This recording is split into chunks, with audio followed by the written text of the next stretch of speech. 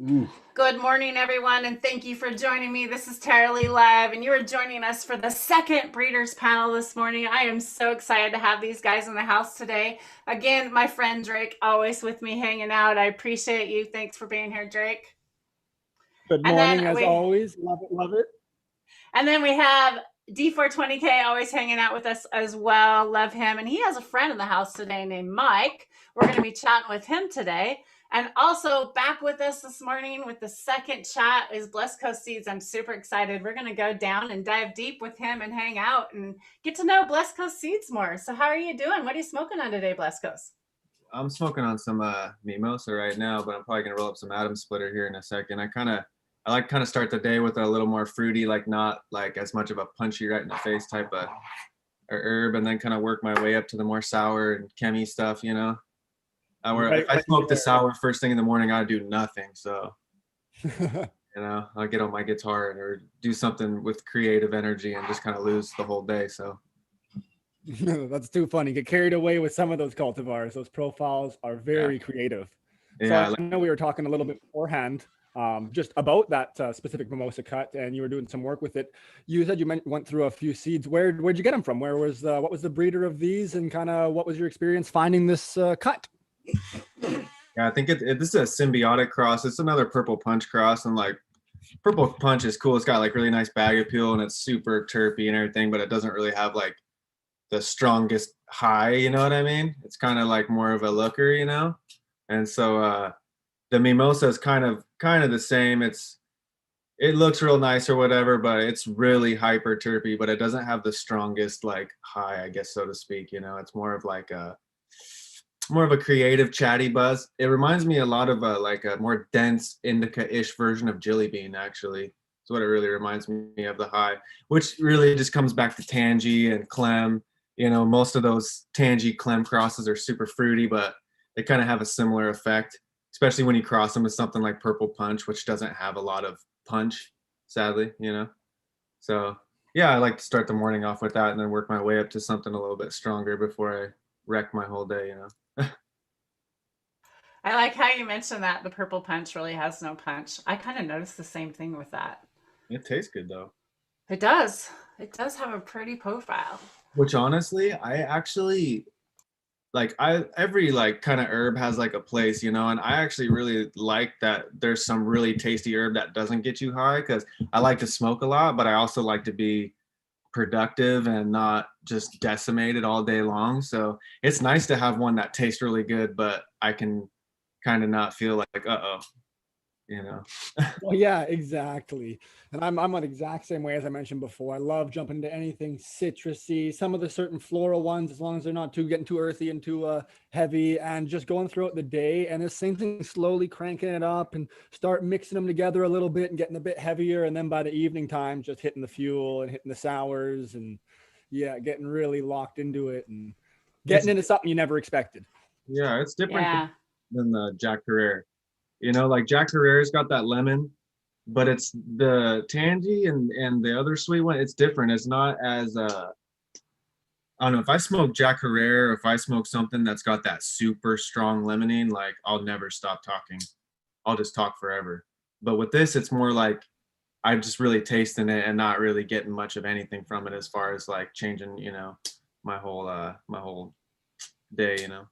I love that lemon profile though. That's like my favorite. Super Lemon Haze has really been my favorite so far. And it is that racy that I really love. Love it. About that lemon taste, this clementine has got that nice taste to it. And the one we were talking about just before we jump it on live, what was it? Is it the fresh orange is what it's called? Fresh orange, yeah. Fresh orange. It's the OG and tangerine cross. Is that correct, Mike? No, it's actually it's a Mandriana Kush crossed with sour double, and sour doubles from Bog Seeds there. Okay, yeah. And it's really orange. It's so I'm not sure like how lemon and orange crossover in that lemonine profile, but I really prefer the orange over the lemon myself. Well, the orange that I've noticed the difference on is like there's the lime taste from Locomotion and the fire engine red and the diesel that has that lime lime taste and everything too. But there's the taste of this orange, this fresh orange that literally just reminds me of sweet Christmas oranges, those tangerine Christmas oranges. Yeah, I've never done the testing, but I always correlate that to the Valencina terpene, which is kind of the same one that would be in Valencina oranges. I'm probably mispronouncing how it's said, but there's so many different terpenes out there and so many different combinations that just slight variances, you get a whole different unique profile. And touching on that fresh orange, I was going to ask, did you go through more of an extensive search for it too, or did you get just lucky and found some awesome seeds within a couple packs, or what was your experience with finding that cultivar? Yeah, I didn't go through. Yeah, I didn't go through a whole lot of them. I only went through about 50 of them. But I guess you know, when you think about looking for that one phenotype, I guess I got lucky by getting it out of only 50. Typically, you got to go over 100. Sometimes it's 200. I think everybody that finds one of those is lucky once you find that one plant, that one pheno that's like, hey, that it really speaks to you in every level. And you want to keep it. You never want to get rid of it. It needs to be, you need to have a jar of it on your shelf at all times. Well, talking about that, I think that's what gets a lot of us and a lot of these other guys and girls into this game and into breeding and you know, curious about it and wanting to get their own medicine and be able to have control of it. And we know what really works for them. And in that context, Blessed Coast here, what got you? Was that kind of the drive that set you going, or what made you want to start breeding? Did you have any motives? Was it just for getting into the game, or how are you? How'd you start? Honestly, man, it was like, and just real quick, I just wanted to say, like, all these orange terpenes from these strains, most of them come from that Cali O, that AE77 cut, that orange skunk. And it's just always been so interesting to me how everybody took that cut or cuts or whatever, that line, and kind of put their own little selection touch on it, and how it's everyone's slightly different. Because personally, like, I hate the orange skunk. Don't like it. It's super orangey. Don't like it. Doesn't get me high. It just don't vibe with me. But the sweeter, once they got it into that kind of clem side of things, I started liking it a lot more. So, but yeah, but I got thrown into making seeds, man. I didn't really like think, oh, let's make seeds. It was kind of like I got injured. I had always smoked herb my whole life, you know. Ever since I was a little kid, I was smoking weed, and you know what I mean? It was just kind of a part of life, you know. And my parents hated it, you know. But after I got injured, I got paralyzed. My parents were kind of like, well, weed's better than living off of pharmaceuticals for him. And so let's let him grow some plants, you know. And I probably grew for maybe, I would say a year, something like that. And then, man, I was one of those kids where if I liked something, I was going to research everything I could about it. You know, I was a guitar player, always was on guitar forums. So I was like, I'm gonna look up some cannabis forums, you know, and found Breed Bay, found, you know, a lot of the older forums, and like started posting some pictures. And you know, I just got lucky, man. I think I just grew the right people's gear and found some really nice plants, and I really loved it. So I put pretty much that's all I did. You know, after you get paralyzed, you kind of like don't really do a lot of other things that you used to do. So I kind of just really focused on that for a long time, you know, for I would say, you know, like a year or whatever. And then, you know, I grew out some really good seeds, and I met Subby, and like pretty much after that, it was like, yeah, now you're going to make seeds, you know? So that's just what it was. You know, I kind of saw how the game of making seeds was so advantageous compared to the game of how many packs can I move, you know, because it was just kind of sketchy, man, trying to always move weight, and especially being in a chair. Like, I don't want to go to jail in a chair, bro. Like, that's like my last thing I want to do, you know? So it was really sketchy, man. And like my whole life, it was like that, always getting in trouble for it, like not wanting to call the ambulance if someone gets hurt because there's weed plants at the house. Like, that shit sucks, man. It was terrible, you know? So I saw Subby showed me that, like, if you really love what you do and you're good at it, you might as well figure out a way to do it that works, you know, instead of doing something that doesn't work. And that just didn't work, you know. It was too much stress. So the seed thing was nice because there's no THC in seeds, you know. So there's legal ways that you not can so get around stressful moving them. on the mind, right? And then there's a couple things I want to touch on there for anyone that's watching. Subby here, so I'm sure we'll get into that some more.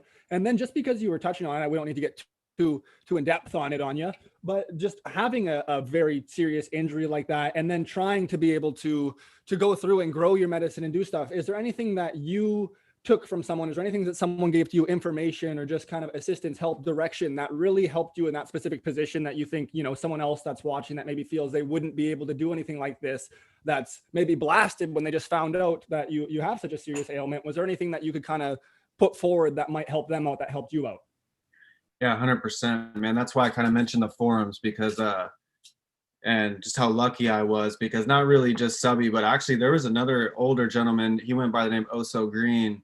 And yeah, man, he actually was the guy that gave me my first pack of seeds, and he gave me some really special stuff. He gave me some 1978 Sacred Seed Skunk One. He was an old timer, so he was in Cali right when the scene was really starting, and you know, he was the one working with a lot of the Sacred Seeds gear, and everybody had Sacred Seeds gear back then. That's why nobody has the same skunk, because everybody was growing it, you know. But he kind of really took me under his wing, and I think without him probably showing me like, hey, it's more about the soil, it's more about doing less, it's more about having patience, it's more about, you know, finding not the easy way to do it, but the right way to do it so it is easy, I probably would have been in trouble. Because I think for most people it's just an overwhelming topic, man. It's like a rabbit hole, and every little thing seems kind of like, am I doing it right or am I doing it wrong? And having these older cats that really I trusted, you know, and just my own zeal to want to know how to do it right, my own drive and passion to really find the details of, hey, why this does that and this does this, you know, helped me. But having that mentorship was huge. And now that I've been doing it for so long, and I've had huge facilities and my own 502s, and I've made seeds, and I've just done so many different things in the industry at this point, now I kind of feel like one of my greatest joys is actually helping people learn that really don't know how to do it.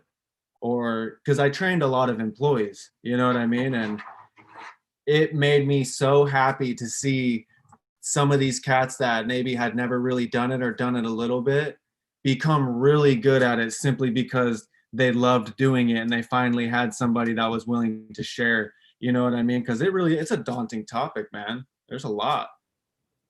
Well, yeah, and that's another thing too. Like, you know, the further back we go, year after year, it was so much harder to get any information. It was like pulling teeth. It was jeopardizing your livelihood, your family. We had previous people coming on talking about you know, Lemon himself, just, and other people, how you have to go around the grow 3-4 times and take 6 different trips to make it to your house, and you're dropping certain things off just because you want to pick up a grow fan.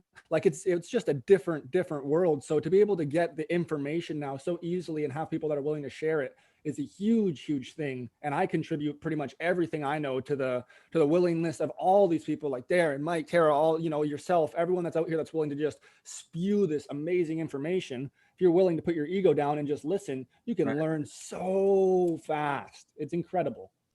Yeah, because a lot of it is bro science, man. I'll be honest, a lot of it is pseudoscience. A lot of it is kind of not really based in data and actual evidence. It's more, you know, I did this, I saw that, so it must be true, you know, type of thing. But you can't just have like a blind eye to that stuff either, man, because a lot of these cats are not going to know the science behind it. They're not going to have data to back it up, but they're going to have a lot of experience. And like, if I've learned one thing, like one of the worst growers I ever knew my whole life had a PhD and was an amazing botanist, man. I mean, he was just a really classically educated man. I mean, he knew a lot, but he grew terrible cannabis. I mean, it was terrible, you know?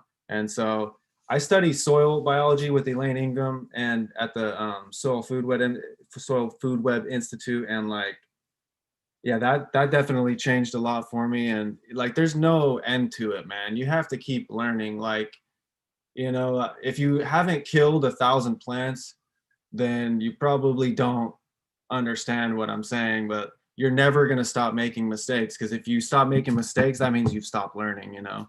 That's how you learn. That's how we all learn, is by making mistakes, sadly, painfully, but that's just what it is, man. You know, I think if you haven't got beat by PM for an extensive period of time, if you haven't got beat by some, you know, broad mite, spider mite, aphid, root aphid, something, if you haven't got your butt kicked for long enough to understand like how to fight these things, or not necessarily fight them, but make them a part of what you're doing, you know, then you haven't, you know, been doing it long enough, because everybody gets their ass kicked eventually, man. And that's why you have to stay learning, because you're going to get humbled. Cannabis is a humbling thing, man.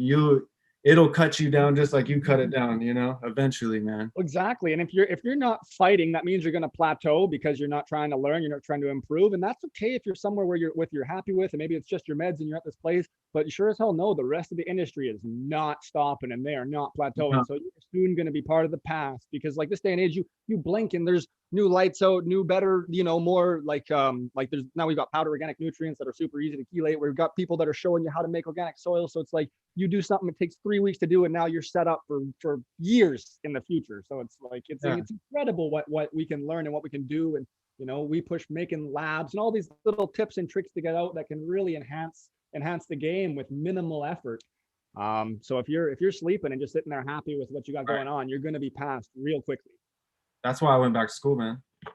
I was like, I have to go get as much education as I can. I have a lot of experience. I've done it for a long time. Like, I've pretty much grown every clone that you could. I mean, if it's out there, I've either tried to find it or I've grown it. Like, I want to experience every single thing that I can that this plant has to offer, because for me, not only does that help me make selections, but it's just kind of like, you can't really know something if you're not trying to find all that it has to offer, you know. And cannabis, man, is, I would say, has to be one of the most diverse plants that we have, as far as what it can do for, you know, us, but also in smell, flavor, all these things. I mean, it's crazy. Like, I honestly think there's some smells that if you don't smell them from a cannabis plant, you might never know they even existed, because they're that unique.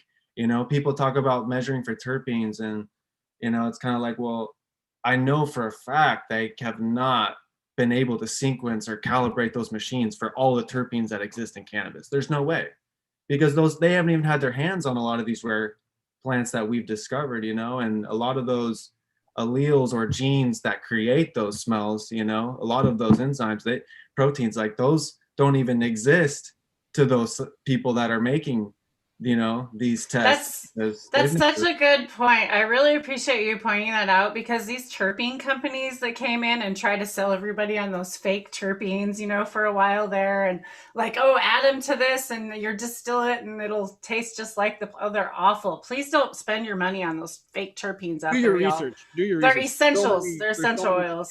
Snake oil companies that are Huh. products, but there are also good products that are done properly. So there is both sides of it, but I mean, we will always push towards cannabis derived terpenes if you were going to go down a route that you needed to have some terpenes for whatever reason you're using.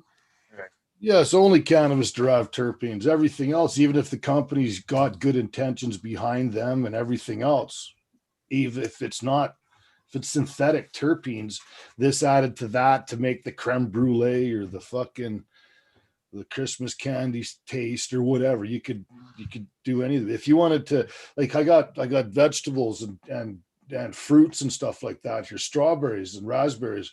I want to get one of these harvest rights for my hash, of course, but I also want one just for my strawberries and my raspberries, so I can freeze dry these things and store them. And you can also take those terpenes from those natural fruits that you get from those machines, and you could add those to your fucking hash if you wanted to, that are natural terpenes that aren't synthetic and that sort of thing. That's the only thing that I would think of. And then even other with than those, my thing would be, I'm like with most, like say isolate and stuff like that, an isolate is an isolate. And if you can do a proper extraction and get your singleized, I'm going to mispronounce all the words here because I'm not a school savvy dude, but regardless, if you get your terpene isolated to just say limonene, well, limonene is limonene is limonene is limonene. If it's 100, it's 99.999%. You're going to have that 0.001% mystery, whatever. But for the most part, I think most people, I'm curious what you think about that Blessed Coast, is going to say, as long as you've got proper procedure, you can get to that, it's good to go. But I still, because of that negligible 0.0001% would try and push towards a cannabis-derived limonene as opposed to, say, a lemon-derived limonene. What do you say about that, Blessed Coast?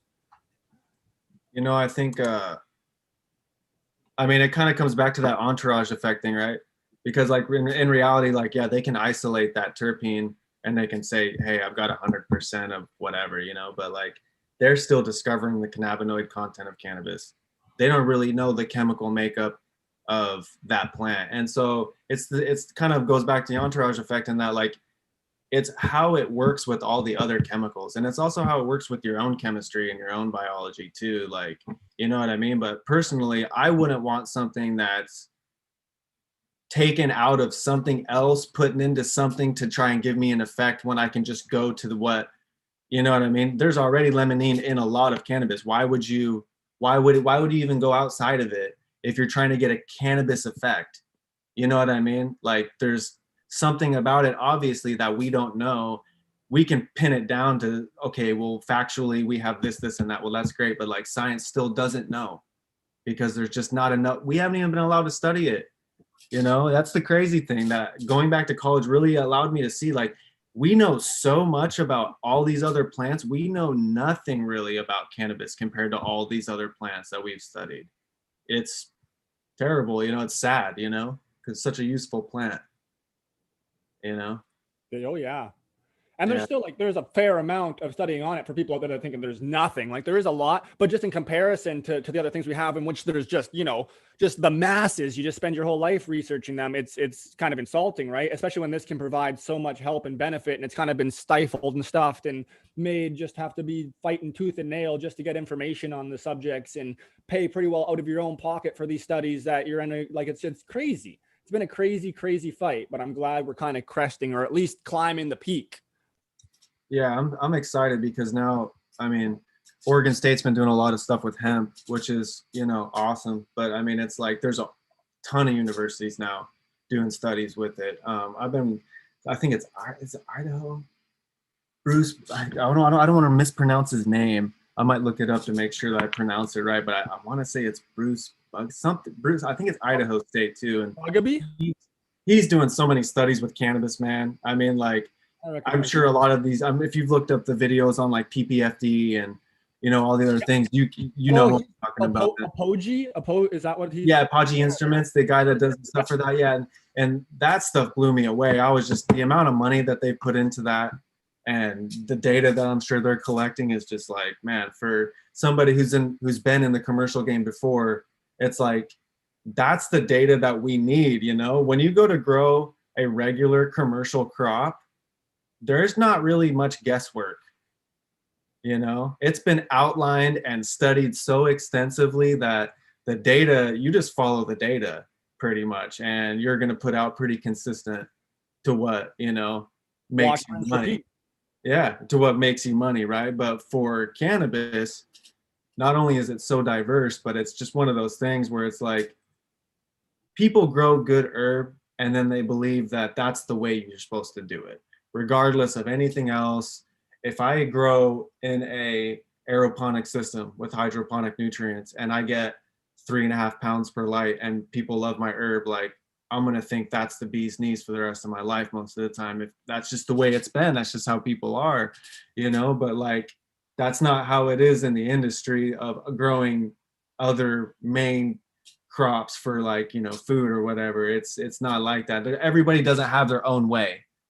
This is the data, this is how you do it, and this is what we're going to do, and this is how, you know, it's done, you know. So cannabis is a lot different in that respect, which I think has also allowed it to be one of those plants that we've learned, I think, other things than we would have if there was a set way of going about doing it. So that's also interesting as well. I mean, a lot of the soil biology stuff, that really came out of cannabis, man, honestly. I mean, hippies and their soil, man, they're like, yeah, I'm not trying to use this, you know. I mean, when I was doing commercial stuff, I was doing veganics, you know. I don't want to use any blood meal. I don't want to use any bone meal. I don't want a bunch of heavy metal content in my cannabis, you know. Hey, I'm using Mega Crop powdered nutrients right now. It's veganic. I'll give them a little plug. Seems to be working great. No affiliation, but just, yeah, you know, why not? Yeah, dude. I mean,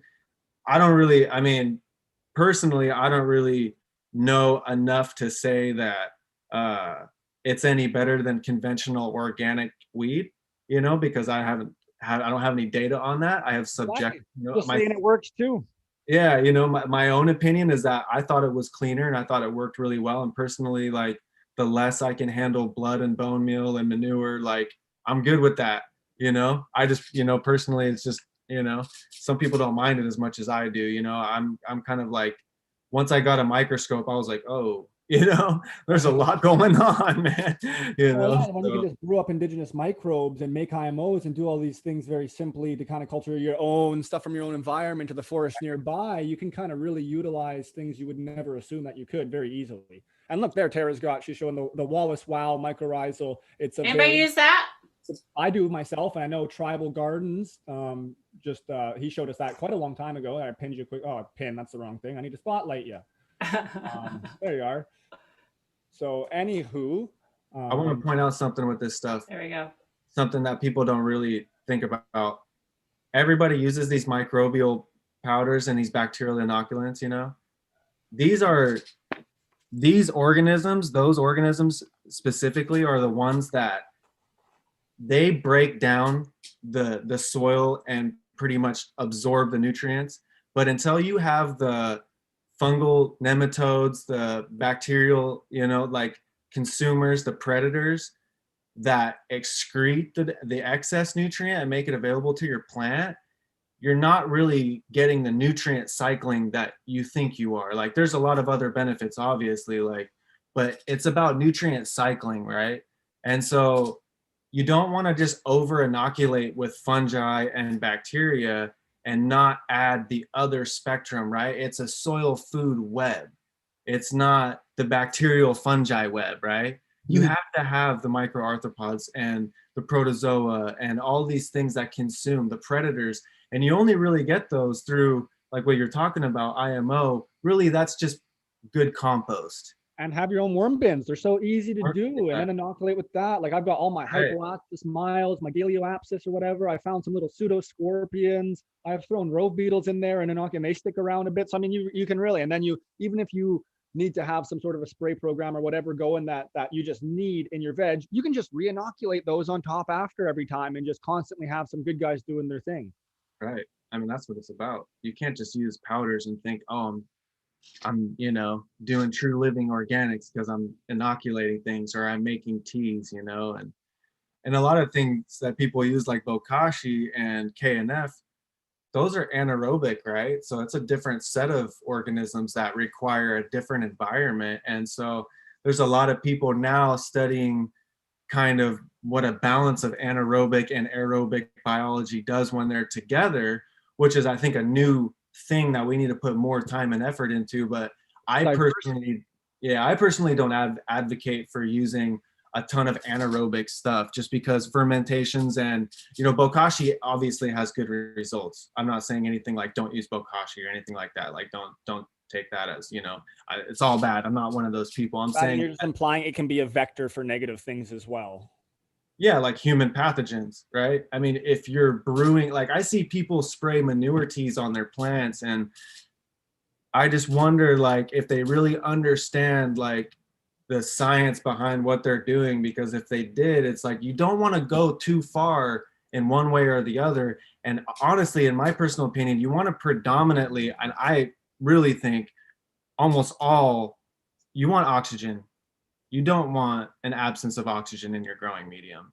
You don't want organisms that require the absence of oxygen to be alive, because those are really going to attract all of the other things that you don't want in your garden, like powdery mildew, like pests, because those organisms were designed by nature to come after things that are unhealthy, right? You know, and so when you have that absence of oxygen in an abundant amount, and it's starting to create things like off gases that are from, you know, things that are breaking down in an unhealthy way for the plant that we're growing, right? There's obviously plants that grow in swamps that don't have that require anaerobic bacteria to grow, but we're growing something different. We're growing cannabis. So in regards to cannabis and a soil designed for growing cannabis, you really do want the aeration in there. It's just something that you don't want to have anaerobic soil, period. I mean, that's just what it is. So. And if anything, maybe more like the facultative microbes that can thrive in both environments, maybe not ones that are predominantly anaerobic. So these ones can do well in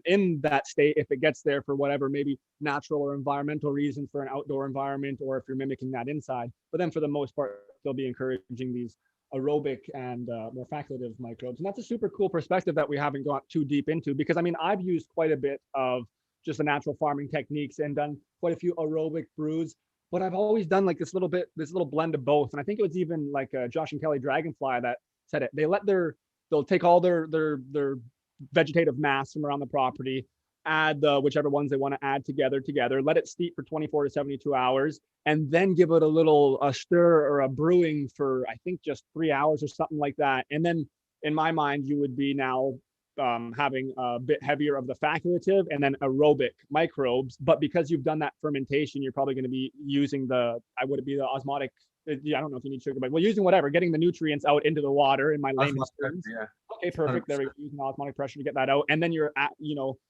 taking it from anaerobic to a more aerobic state and kind of maybe getting the best of both worlds? Or what's your opinion on that? Not trying to extend. No, I think facultative is a cool thing. I just think we need to study it, man. And I think honestly, like I said, we don't have the science on it. So if it works, it works. But in my opinion, like me personally, I just want to get as much oxygen as I can into that root zone. And if you can have a facultative organism that lives in both, that's awesome. But I just don't think that the people that don't understand anything of what we're really talking about right now, that just take it as, oh, KNF, rock on, I'm going to ferment everything and spray down my whole crop. Like, they don't understand that, like, yo, you could have E. coli on all your weed, bro. Like, that's not what you want to be doing, Like, yeah, I've been very passive and mainly used it as drenches. And even then, knowing that it could be vectoring some issues, but I got a really happy living soil, mainly for my outdoor environment, hugels, all the shenanigans. So I'm not super worried. And it's mainly for the most part for myself, right? And just so I'm making concentrate, smoke it all, and have a good time. I think people that are into it need to play around and do what they want to do. I just think the people that are not just hear things and just do things, it's kind of a dangerous deal, right? So that's really my only. I love it. You're preaching, educate yourself. Make sure you go out and do research before you just try these things. Right. And that's how you're gonna have the best results. And so there was some questions. Go ahead, Drake. I was just gonna say, Tara had a question regarding the terpenes, and well, you ask it, Tara. Get in here. It wasn't my question. It was from our chat. So go ahead. All right, fine. Do you think there's more terpenes in cannabis now than Lumer Hannes had identified? I imagine he would be the one who identified the terpenes in cannabis originally from the angle of the question. But do you believe there's more terpenes now in cannabis than they had originally thought of? I believe would be the question is. I mean, I think the more that we keep recombining genomes, or not genomes, but alleles, and keep recombining genes and traits, that we're going to keep developing different terpenes. I think that, it's just one of those things where they're polygenic traits. It's a bunch of different, alleles that make these different terpenes. And the more that we keep combining new ones, I mean, I guess the question is kind of, you could say there's only so many colors. You can combine them as many ways as you want. They're still the same colors.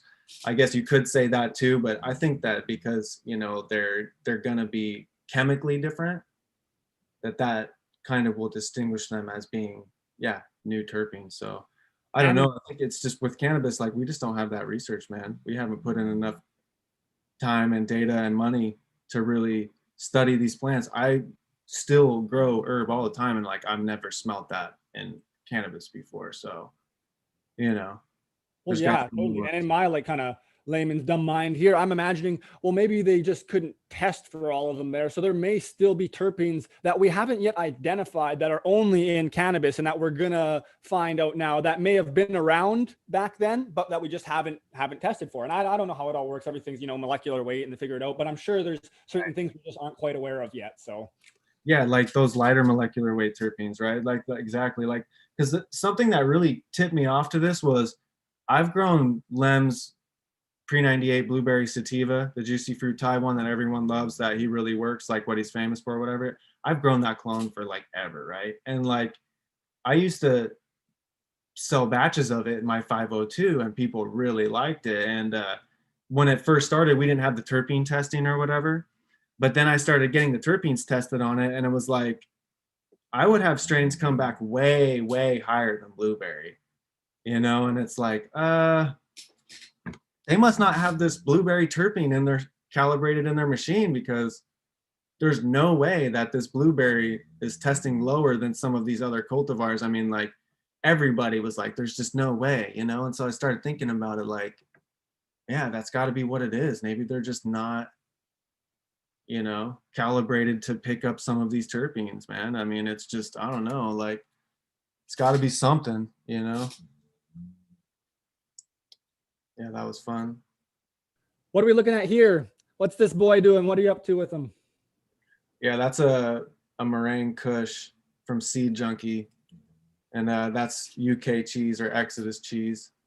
And I was trying to do some outdoor pollinations with this dude, and yeah, that guy, craziest thing ever. So he made a ton of seed. He was a huge male, but for some reason the seed is like soft almost.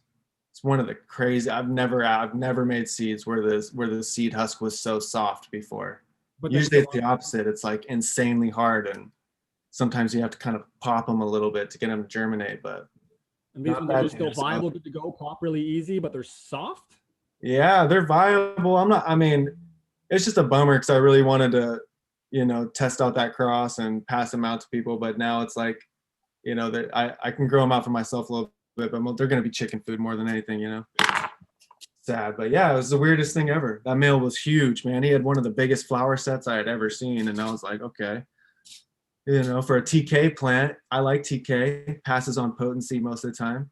That one was crossed with lemon kush, and it had this really, it wasn't even lemon. It was quite, it was an odd one. I think it was because it was mixed with TK, but it was a cool plant. It was kind of just a fun cross I was making for whatever reason, you know, just to make it, see how it turned out. But yeah, not good seeds. Not good seeds. How interesting. And that's just what happens. That's just one of the kinks, right? And that's another learning step, right? If you're not trying new things, not working with new stuff, you're not going to keep on learning. Yeah, exactly. Especially when it comes to breeding. Like, I think male selection, you know, everybody always talks about male selection, right? Male selection is one of those. Man, I'm telling you, what that's.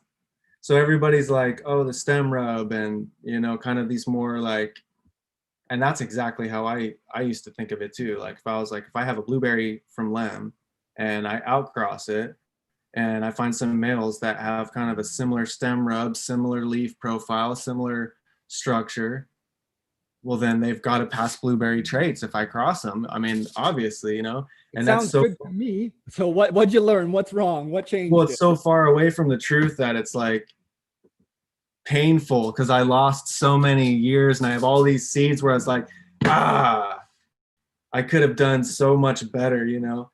You Save me some years. What's the secrets? Well, you have to outcross, and you have to outcross for specific reasons, and you have to take down data, because if you don't, you're just continually guessing, right? So when I used to select a male, I would select usually the latest showing male most of the time, you know, and you know, that was just for stability reasons, because usually the later showing ones are a little bit more stable.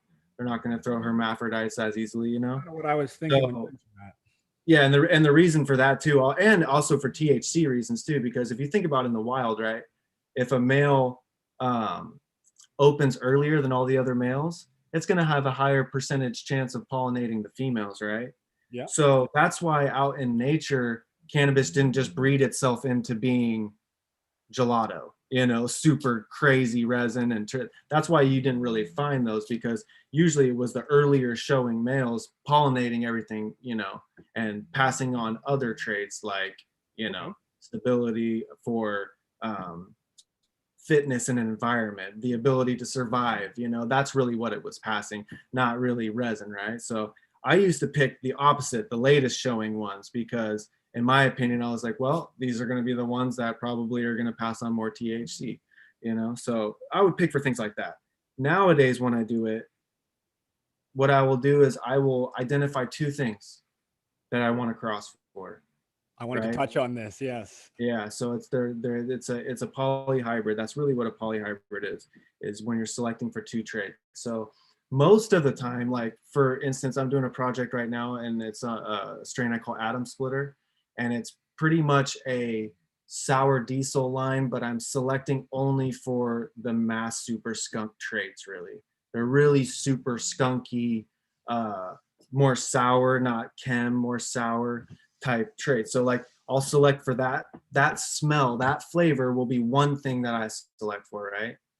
And then the other thing that I'm selecting for is flower set. So not necessarily weight, but the type of flowers that it creates. Is it creating a flower with a bunch of giant individual calyx, or is it going to be a bunch of little ones? Like the density, so to speak, and size kind of in one, where it's kind of the flower set, right? So kind of just the type of flowers that it throws, you know, because if you've ever grown sour diesel before, you know that they will either grow really skunk-ish flowers where they're kind of a little bit more airy, or it's going to grow these giant K-like flowers that are real dense and more tightly clustered together. And that's not, I don't really like those ones, and I don't really like the other ones. I like kind of a mix where it's a little bit dense, but it's squishy. It's got that dank when you pack your bowl. It's not like a rock, but it's also not like. Darren showed us this perfect nug before that was just spongy back, and it had that just what you're talking about. It's just like right in between, just had this beauty. You could just, it was like a pillow. That's how I describe it. It was like a pillow. It was awesome.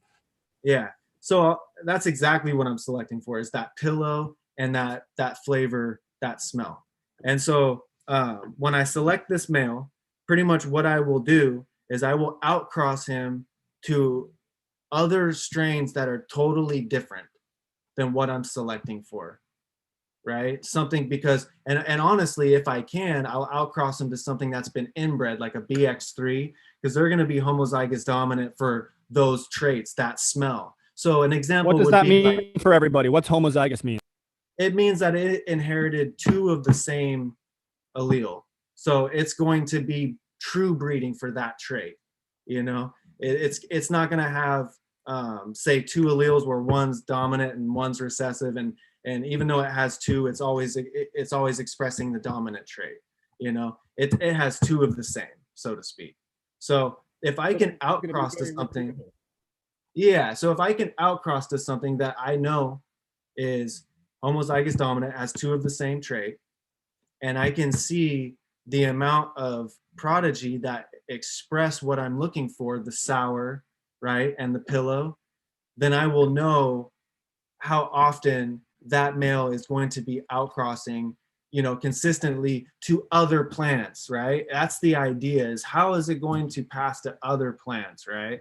And you can't just pass it on to one and say, oh, it passes, because every single time you cross to a different plant, it's going to have a different outcome. It's not just like because this male does this to that plant, it's going to do that to every plant, right? So really what I'm trying to identify is, are the genes for the pillow type flower structure and the sour terpene, are they dominant in that male one? And are they homozygous? Is that the only traits that it has? Or does it pass on other things sometimes as well, right? And so the more outcrosses I can do with that male, the more data I can collect on that male, and I can identify like, okay, this is one that I can use to continue this project, these two things that I'm selecting for, you know? Instead of just like, well, I have a plant that's lemon, I have a plant that's orange, that sounds nice, I'm gonna cross them together, like, which is great. I mean, it's really easy to make good plants these days. You don't have to do it like this. This is just, for me, it saves me time, because when I make my selections, I don't get to F3 and go, dang, I missed the boat on what I was selecting for, and I ended up with something totally different, which is cool, but it's not what I was going for, you know? And now I have to go back to F2, select again. You know what I mean? It just saves me time, you know, pretty much, so to speak. That's really the reason. Work, because you're actually vetting your gear, to say, right? You're trying to get an end result. You're working to get there, and then once you get there, then you'll be ready to grow those or give them out to others and let other people try them out. But the issue with the industry right now is a lot of people are not doing that. They're doing exactly what you said. They're taking lemon, they're taking lime, they're smashing together. They don't care what comes from it, and then they're charging the prices that you should be getting for the stuff that you spent 3, 4, 5, 10 years working on for one single thing, which merits that money and merits that work. Because when you when you use those genetics, you know what you're getting. At least 8 or 9 out of 10 are going to be that plant. And then the other one's going to be very similar. Not you're going to have 8 or 10 plants and they're all kind of similar. Right. And I'm challenging myself right now because I've got this Mac 1. Everybody's grown the Mac 1. I got these seeds from Two-Tone from the first, I think from the F1 that Capulator selected the Mac 1 from. And so I've grown those out, and I think I've got 5 males. And I am going to cross those 5 males, I think, to about like 30 or 40 different cuts. And I'm going to probably do separate pollinations with each male to multiple of the same cuttings. And I'm going to collect a ton of information. And I've challenged myself to say, if this is really how they do it in the professional breeding world, then I should be able to set a goal and make it happen, right? And so I'm going to try and recreate the Mac 1 cutting in seed form, you know? And when I do it, I'm not going to sell them. I'm just going to give them out to free to people that, you know, I want to give them to or whatever. It's not a project for me to make money on, but it's a challenge because I want to recreate that cutting in seed form without back crossing to that cutting. You know, I want to select for all the same traits out of that gene pool without using that cutting. I believe we got Mr. Lemon was speaking about doing the same thing similarly. So go ahead, continue on. Yeah, so we're gonna see, man. I mean, I'm gonna cross it to everything that I can and see how they pass and collect that data and see if I just can't make the right selections to get really, really close. I mean, because I have the Mac 1 cutting that I'm going to use to say, this is the judge, right? This is what I have to judge it against. Like, I'm not going to pollinate to it, but I'm going to judge the prodigy against it. And I'm also going to see, I'm trying to figure out how the traits pass. I'm going to try and figure out like how they're linked, how these traits are connected, how the polygenic traits are actually affecting the next set of seed, you know? Like, if I breed for this leaf, what else is passing with that leaf structure, you know, because the Mac 1 is showing 2 very distinct phenotypes where one has the kind of curling on the edges and more of like a starfighter-ish leaf, you know, like the Mac 1 cutting has. And then there's also the other phenotype is more of a cookie kind of expression, right? And so I've got the starfighter ones with the more branchy structure, and then I've got these cookies where they don't really like to side branch. They like to just shoot straight up. And if you've ever grown Candyland or any cookie, real original cookie cross, you know, they just like to shoot up. They don't really like to side branch, you know? So I've got, you know, enough to work with where I think I can work back to it and see really what's in those seeds. And it might just be a bunch of crap, dude, but who knows, you know, I'm gonna find out. So it'll be interesting. Well, at least you'll experiment and find through it, and you're taking on that challenge, and it's another learning curve. And right there, you just admitted it may not be worthwhile. You're not going to be dead set on 100%. You have to find something, and this is what it is, because that's not how this works. So if you guys are like out there and listening and thinking that's what you're going to do, maybe take a step back and just work with some solid gear, find something good, and go with that, because it's a tedious journey. And you could have bad results, right? Like, that's the whole point. You may find that gem, that little golden egg, but the whole point that it's like the reason it's such a tough search is because you don't usually find that. Yeah, you can find some crazy phenotypes, some crazy expressions, but it's similar to what he was saying though. If you pop out 100 seeds and you only really find a couple plants that are super special, then that's something that's hard to find, man. I don't know a lot of people that can just pop out 100 seeds, right?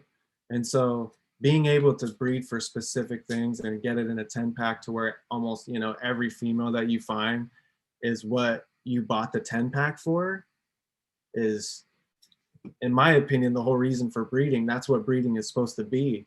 You know, it sucks when you go buy a 10 pack and you might get lucky and find something special, which is cool. Nobody else may have it, but I mean, that's just not, why even advertise something as runts if you don't know what you're going to get? Why even call it anything? I mean, that's my whole thing, is it's not runts, bro. It's the gene pool of runts splashed onto another gene pool of something else. That's what it is. It's not runts.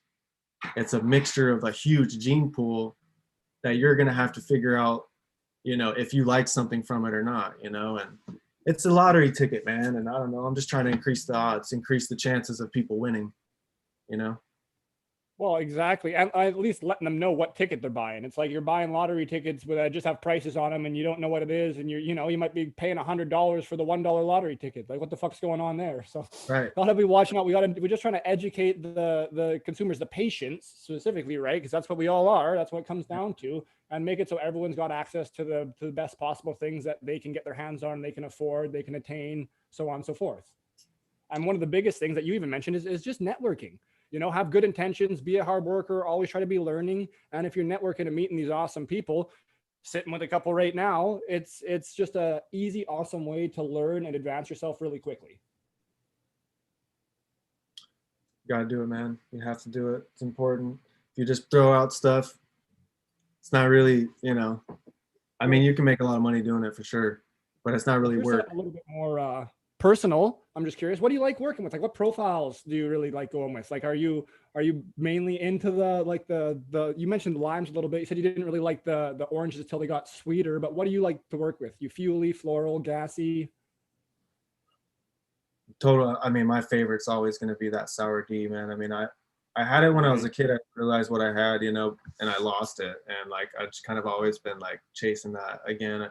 But I mean, for me, cannabis is one of them things where it's like, if your favorite fruit is bananas, you don't just eat bananas, I like having that variety, and like finding ones where I'm like, I'll reach for this jar, for a certain reason or a certain time. I just want that flavor for that, for that moment or whatever. But yeah, there's definitely my go-tos, sour, blueberry, obviously, still love the blueberry.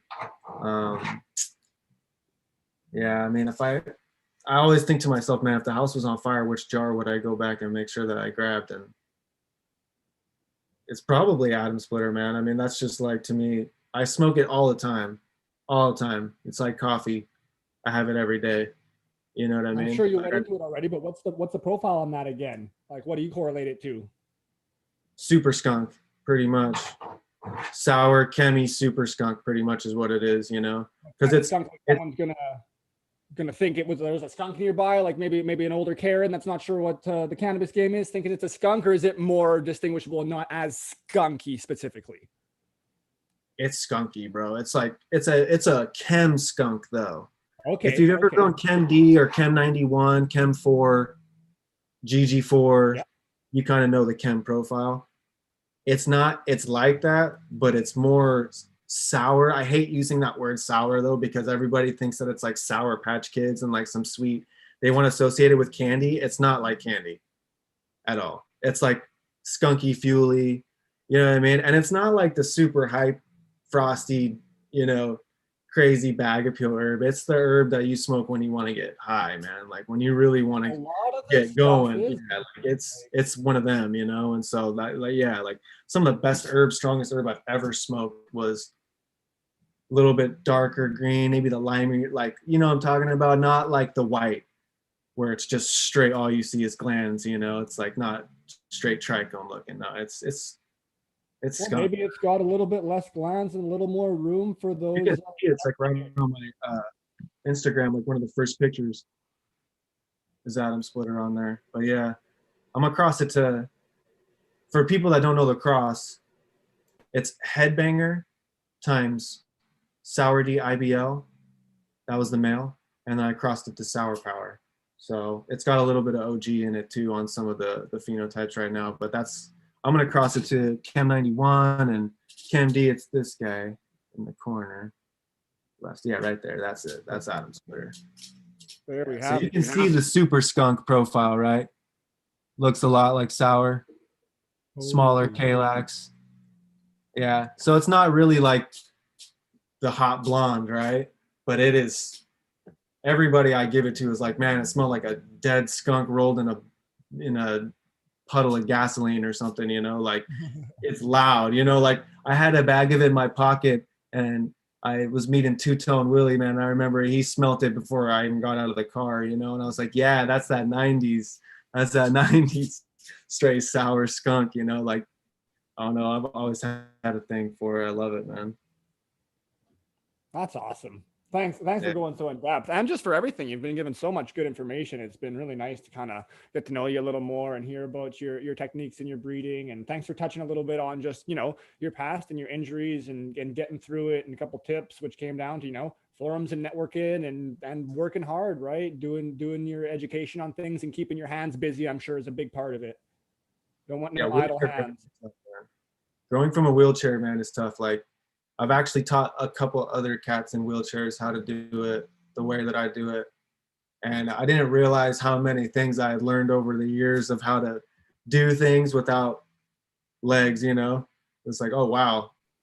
This is actually useful information for people, That's what I'm saying. There's so many. Speaking of which, you dude, I so respect you. Lemon has really filled me in on a lot about you. And man, you run a business like that, and to try and go legal and run it by yourself. You had no one helping you. I have super respect for you. And thanks for being here today, and everybody that's joining us that wants to be on here, and let me know.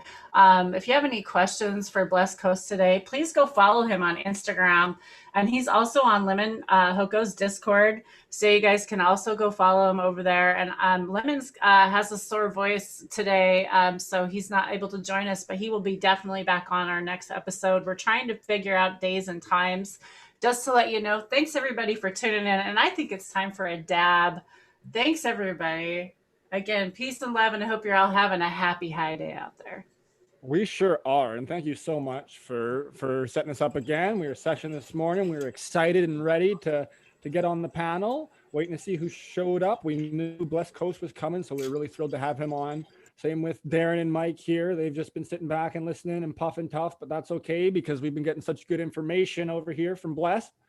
So I hear what they've been working, what they've been smoking on. What have they been making, man? I know that his buddy's been making some stuff. Yeah, let's hear it, Mike. Darren, are you guys around to talk a little bit about what Mike's got going on and maybe tell us what you're smoking now? Mike had to go, man. Oh, there we go. I couldn't see with the small screen. Yeah, he had to go. Smoked him out, did you? What's that? You smoked him out, did you? No. He just doing other stuff, right? Yeah, he's pretty good. He can handle his gear pretty good. Oh yeah, and it looks like he's got quite the gear himself. Yeah, nice stuff there. Fuck yeah. I like it.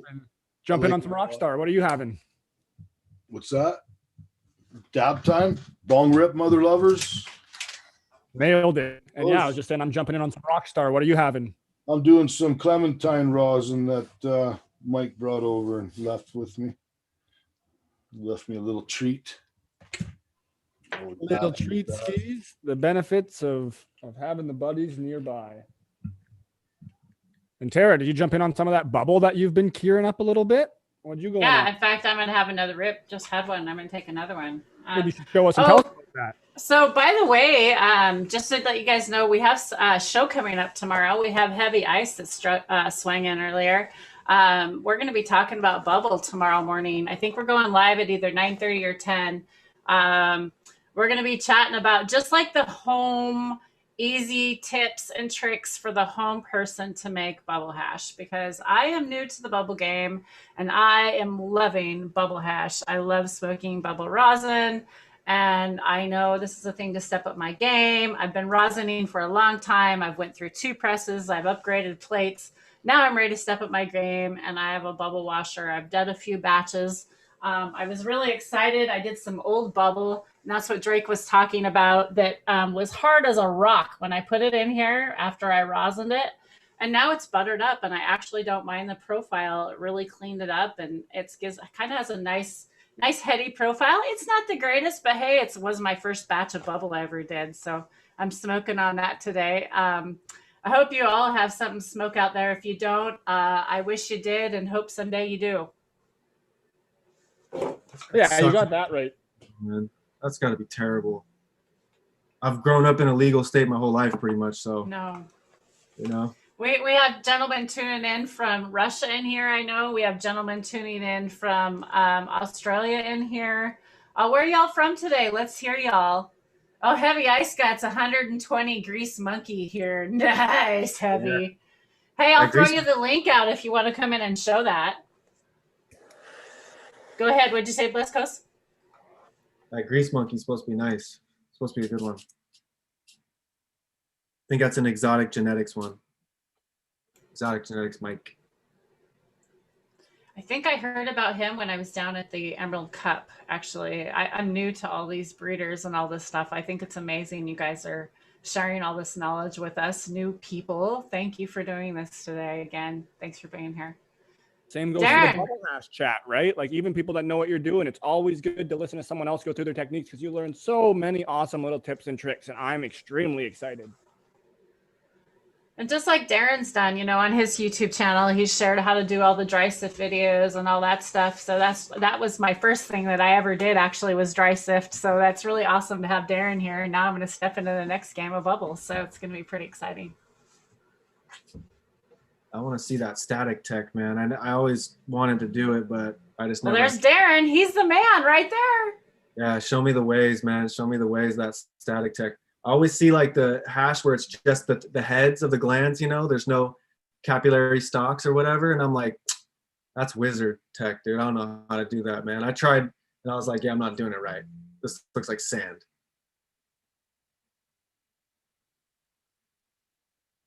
Oh, Darren, you're not coming in, but it doesn't say you're muted either. Okay, how's that? Beautiful. Okay, so basically there's two ways to get those pure resin heads, three ways. The one way is a lot of fucking work and it is rewarding. Hey, yo, don't chew on my stuff there, you bad dog. My Frenchie's chewing on shit. But so the one way you're taking your, like when I'm taking just the bud, just all trimmed up and everything nice, taking that, put it on the screens, breaking it up and everything. The amount of time it takes for that weed to cure dry enough to get those resin heads to be like an orange peel, you know, cured really well. So you're not carding and crushing resin heads and that sort of stuff. Like I even keep those little, like on the cards, they show up little dark little hash balls that show up on the card from the carding like that, from bursting resin heads. So I'll take those off and put them separate too. There's a purpose for everything in there. But once it's done, once it's gone through that screening, then you take the last screening and static tech it. And oh man, it's just beautiful. But then there's the trim bin hash. Using your trim bin to trim in and everything like that. You trim in your dry cured weed, not your fresh. You can do your fresh too and get a lot of heads, but it more plugs up the screen than anything because the resin heads are still fucking fresh, obviously. And then the third way is having your buds, the Johnny B way, the first bounce way. Now that first bounce way, people have won cups over with because you do that first bounce over your nice big screens and you're gentle, you're not roughing anything up, and then you're gently taking those buds off, leaving the room open again, and boom, doing it again and dropping, so it's got its own room to fall and drop, and the resin heads that are the most ripest, ready to fall off of those buds are going to fucking fall off and drop. And then you take that and you clean that with your card. And if you really want to fucking static tech it, even do that, because there is a tiny bit of contaminant in it, but you can clean that up with the screening and carding, no problem. But that's the stuff that just goes from the edge of the bowl up top that melts into a pool of water, literally liquid in the base of the bowl, and then it ignites and you start getting the clear dome, full melt fucking shit. And it is when I first smoked the first ones, the first hits of that dry sift, and it was from the first bounce, it was from Johnny. Oh my God. See your reflection in the head. Yeah. I was literally fucking sold on it. I spent the next 2 months fucking trying to make it until I got told, yeah, you did real time. Yeah. Real time put in to do that. And hey, do you want to briefly just touch a little quick rundown on the static tech and give a shout out to where you heard about it? Well, the static tech is from my first videos on the dry sift videos with my iTunes card. And this is something that I didn't even realize I was doing, that it was static tech or anything like that. I was just using these iTunes cards, and one side would have a lot of contaminant on it. The other side would have a lot of heads.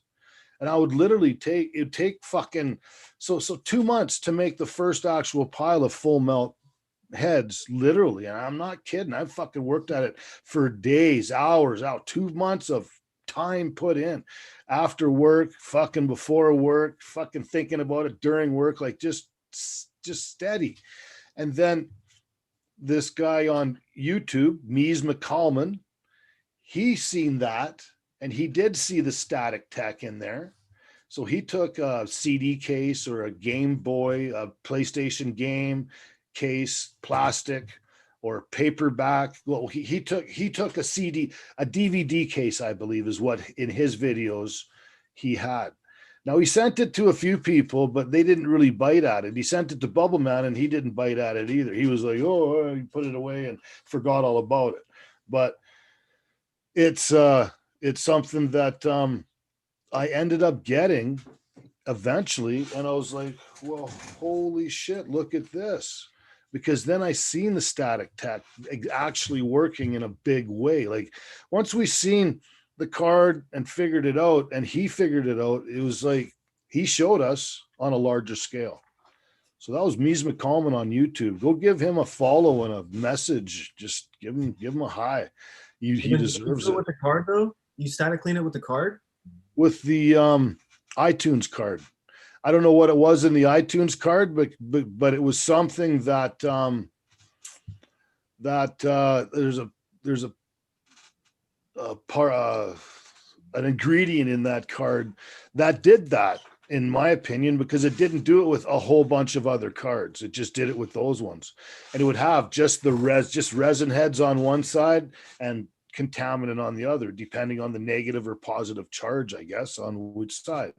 So then he took that, and then I tried it, and it's in the videos, in my YouTube videos and that sort of thing on that static tech, and shouting them out for that. And it fucking works. It brought the game. It took the game for me making it in 2 months to taking the pile of fairly really good farmer's grade keef. I wouldn't say farmer's grade keef. I'd say good quality keef. At least 50-60% resin heads, and then cleaning that up without carding, just taking a pile each and using the static tech. And it was like, holy fuck, instead of just a little band on my card and it just showing a little bit on there, and taking a paintbrush, brushing it off into the corner like I did in my videos, I'm taking a DVD case and I'm doing that. I'm taking a bigger paintbrush and I'm blasting it off over a plate and pulling off a gram at a time type thing, instead of a 1 point, literally. And it sure changed the game that way for me and everybody else, I believe, on the static tech. And then I believe it's the Jungle Boys. They use the paint roller static tech, where they use a nice fluffy paint roller, or the new paint roller wrapped in parchment paper, and do the same thing. But instead of doing it once like I do on the card of the book, because I use a paperback book where it's thicker. Instead of the DVD cases like this thick, I use the paperback book so I can get more across that band of resin heads instead of just on that one side, right? Like, because the way you angle the fucking the apparatus you're using. And so they got the roller tech, and from the static tech just went a whole bunch of different stuff. Like there's that tech that Skunk Man Sam and Bubble Man have, and a few other people, I'm sure, that takes your dry sift, cleans it up instantly and everything. And there's that, I believe it's a frequency, or there's some away at it. We got TENS units, we got all sorts of stuff over here in screens, and everyone will keep plucking away, but it's definitely taking a little bit of a back burner because we've been busy with Bubble and busy talking to all these amazing people and helping unite the community and spreading the good word, because we can do a lot more for the community doing that than spending hours with our nose to the sift, even though we want to, and we still kind of are. So here we go. Look at that. Tara Lee live from her fucking around, I should say.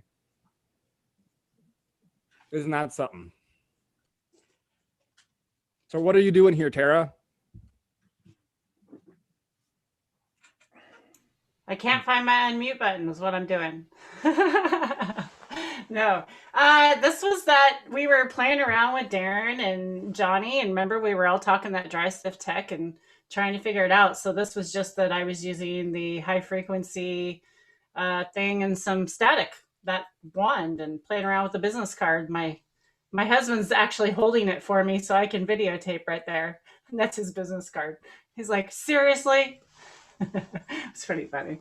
But yeah, so we've been playing around with the static tech for quite a while. It's been interesting, huh, Darren? I thought about selling it at 502, and I was like, they can't pay you enough money to make that. No. Okay, it'd be No. $100 a gram. You know, there's no way. 300 a gram. Well, And that that. was it was $100 a gram. $502. It was $100 a gram when I was selling it to the dispensaries in Vancouver at wholesale prices. They were selling it for $100. Yeah, wholesale 100 a gram. Yeah. Yeah. And that was that. And so everybody needs to think about this part of it. There's a lot of people that never tried this dry sift full fucking liquid water hash that just blows your fucking mind. All they've ever really tried, the best hash that they've tried on the dry sift level is that bud buster, that electric bud grinder fucking hash and stuff like that gets thrown off on the side. Because I remember before the hash game, before the bubble hash game and the dry sift game, that bud buster hash, I'd go to my buddies' houses and fucking just pillage their bud buster and buy it off them by the gram at $20 a gram, no problem, because it was the best fucking hash that I thought was out there. And it was really what was out there and was the best. So the majority of the people out there have never tried these hey, you quit it. Don't chew it on this stuff, you. They haven't even tried the level of quality that these $160 gram that people are doing their dry sift out of, or their first wash bubble hash and getting very low returns, but then they're rosining it at very low temperatures and getting the absolute best terpene profiles and stuff that they think they can get out of it. And it is absolutely amazing. It absolutely rips your fucking head off type shit. And I've spent the money on that type of stuff. I know the guys that are making some of that stuff, and it is absolutely amazing. And the time that you put in for dry sifting, the time that you put in for bubble hashing, there's a night and day difference when you're getting the pure head dry sift heads. So when you get the pure dry sift heads after spending the hours and hours and days from growing it to curing it to getting it, to pressing it, boom. And it's only $100 a gram at dry sift like that. And that actually takes your time that you've put in to making the product at about 50 cents an hour, if that. If not, you're just volunteering your time for free. It's just getting the money back for that $2,000, $1,800 worth of a pound that you want, the dollar you want to get out of the pound of material that you use, because you only got so much back.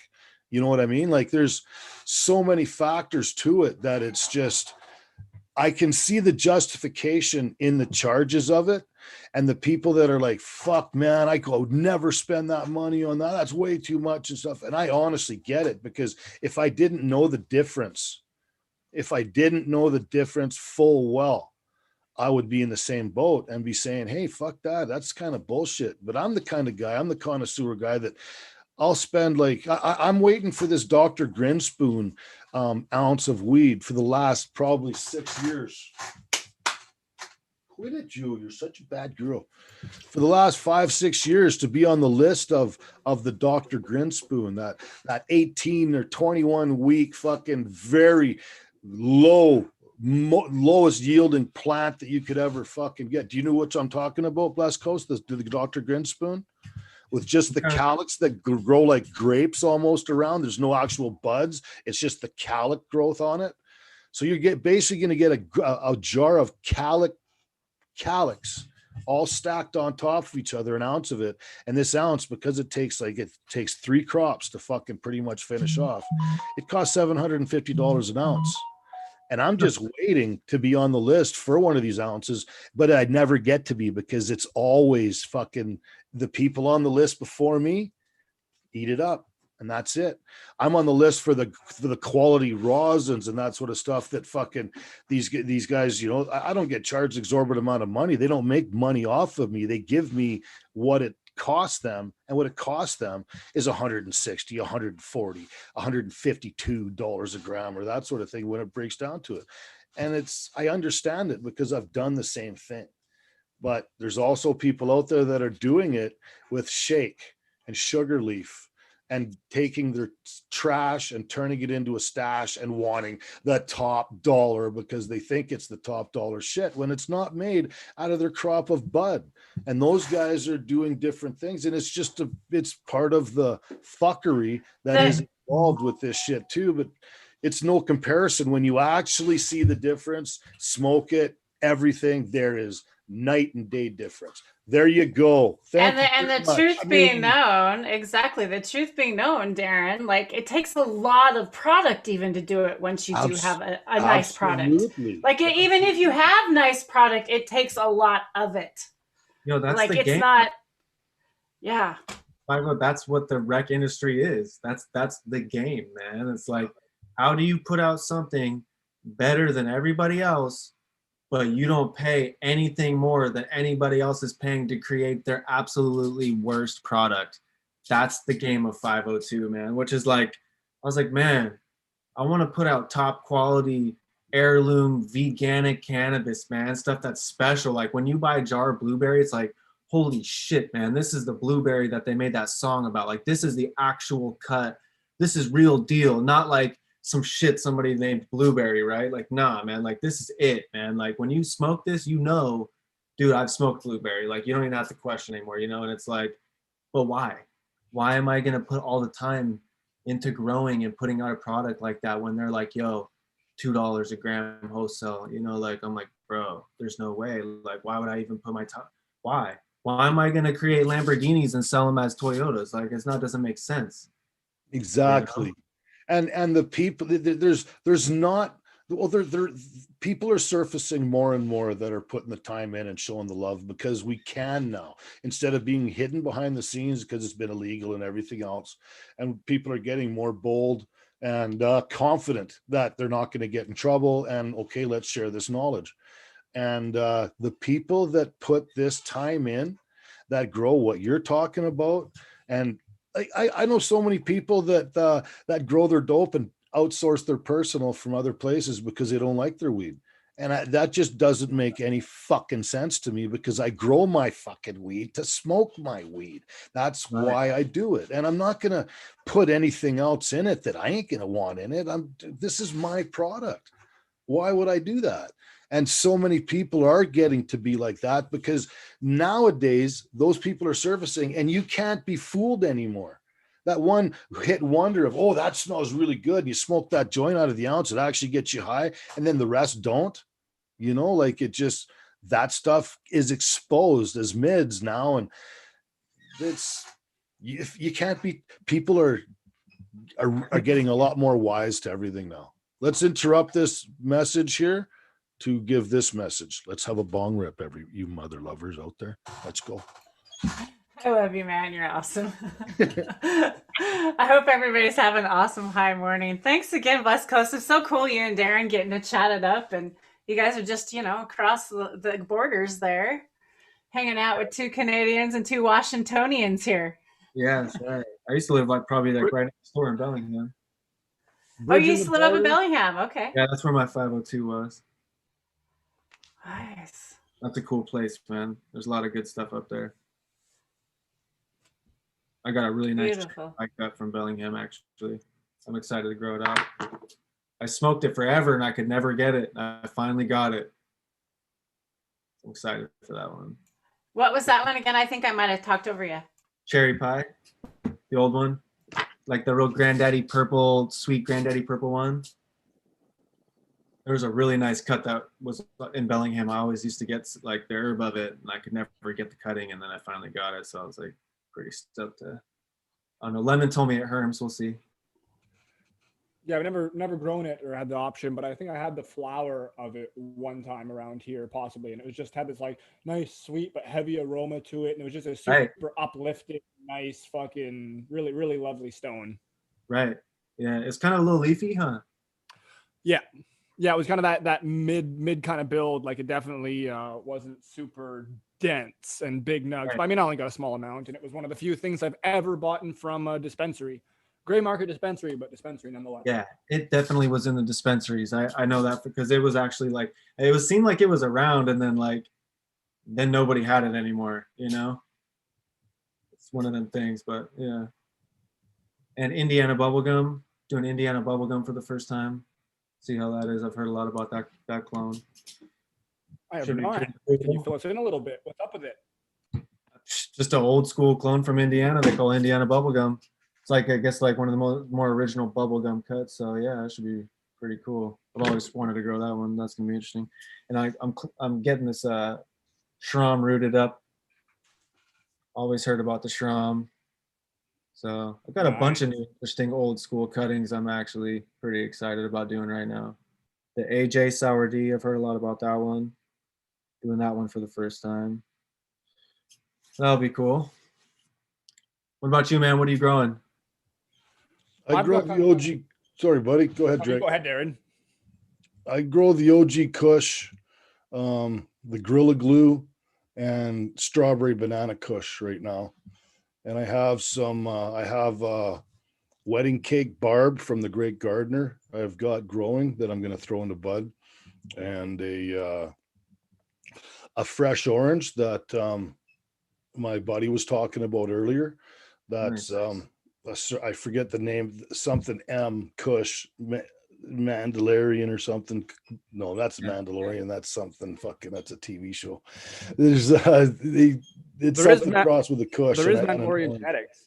Yeah, there is Mandalorian genetics. Yeah, we just had him on here last time. Yeah, we just had him on here. Yeah, that's why you were thinking of it. Okay, maybe it is. Yeah, so that stuff there, I'm telling you, the terpene profile and the buzz, the smoke, that's the stuff that I really fucking enjoy the joint of. And one thing that I learned from him growing these other strains like the Clementine is the Clementine isn't really like the one that he grew wasn't really that. And it didn't look like a joint that I'd want to smoke. So I'm on in the level of, in my brain, of if I don't want to take that joint and smoke it and really enjoy that joint, I ain't going to want to squish it, make it into rosin or wash it and do that sort of thing. But when we squished it, it returned really nicely. And it also is fucking deadly fucking, it's 1 cups and all that sort of stuff. So I've got one of those fresh orange that, I got some Clementine seeds I'm going to pop. He's going to give me for the next crop. But there's also an OG that he gave me it's a newer seed. He says it's the closest that he's seen to my OG Kush. And it's a cut from California, brought up to Canada. You grow Bubba? Ago. Pardon me? You ever grown Bubba, the old one? Yes. And I like the Bubba. It turns a real nice rosin on it. Like it's more stable rosin than the OG Kush. The OG Kush is more oily and hard to work with. The Bubba Kush was way more stable and easy to work with, and cosmetically appealing. Which GG4 cut do you think do you have? Is it the archive one or the Colin? I have no clue. I got it off my friend up here in Prince George that grew it, because when he grew it, I liked it. I liked the smell on it, and I don't really like lemon smells, but this one here is like such a fucking incredible one. That it smells like lemon. Yeah, it's lemon. It's GG4.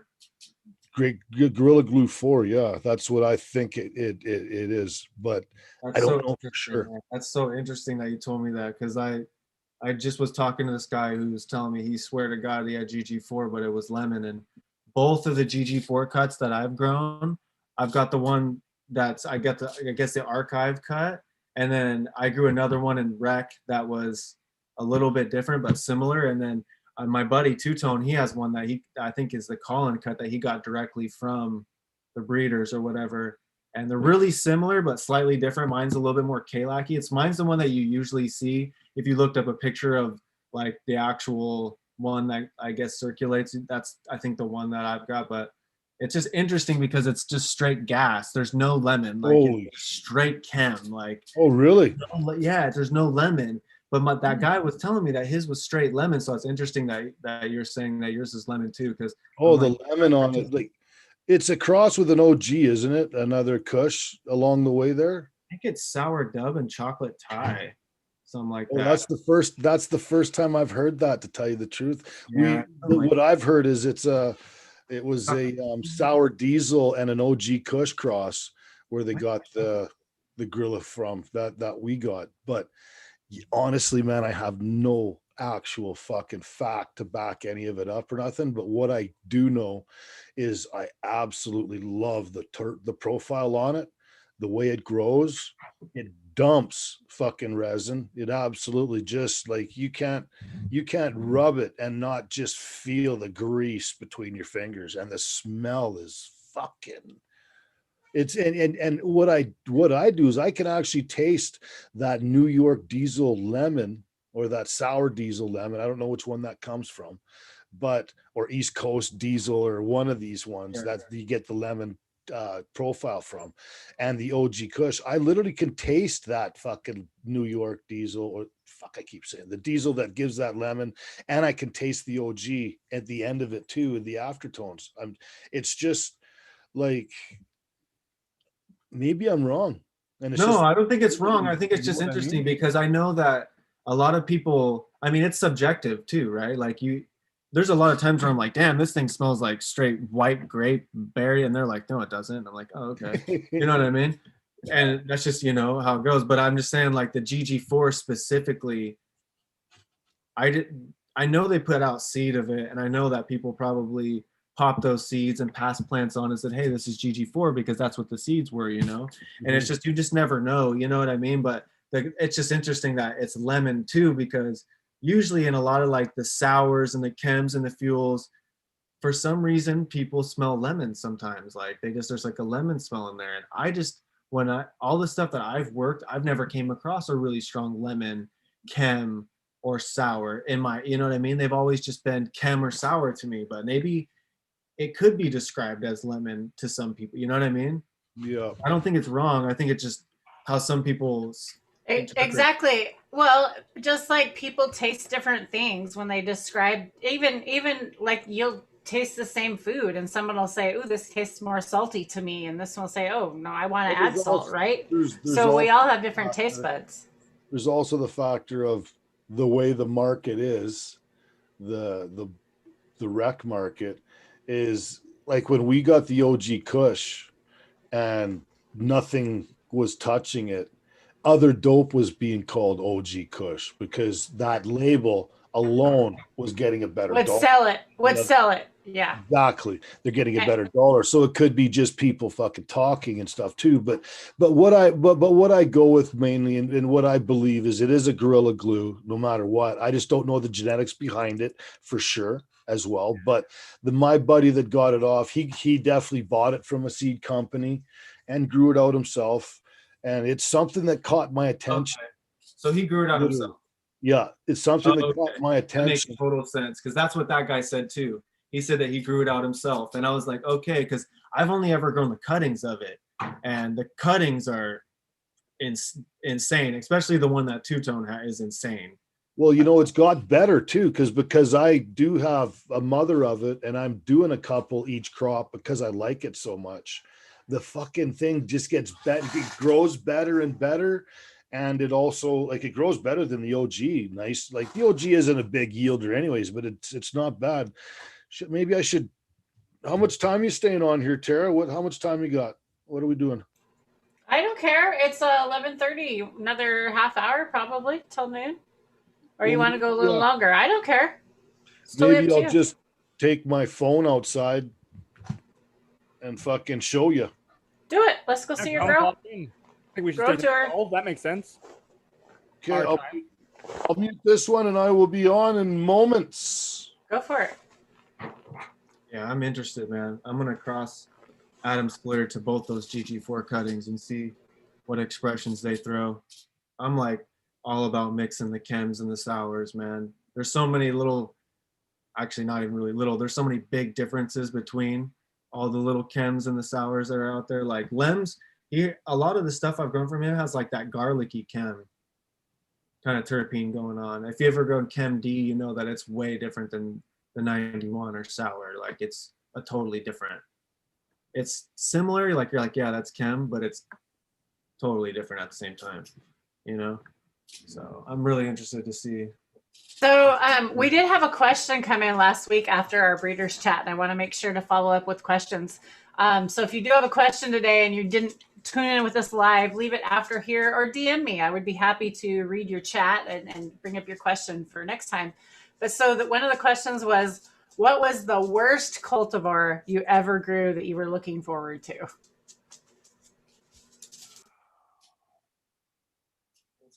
That's a good one.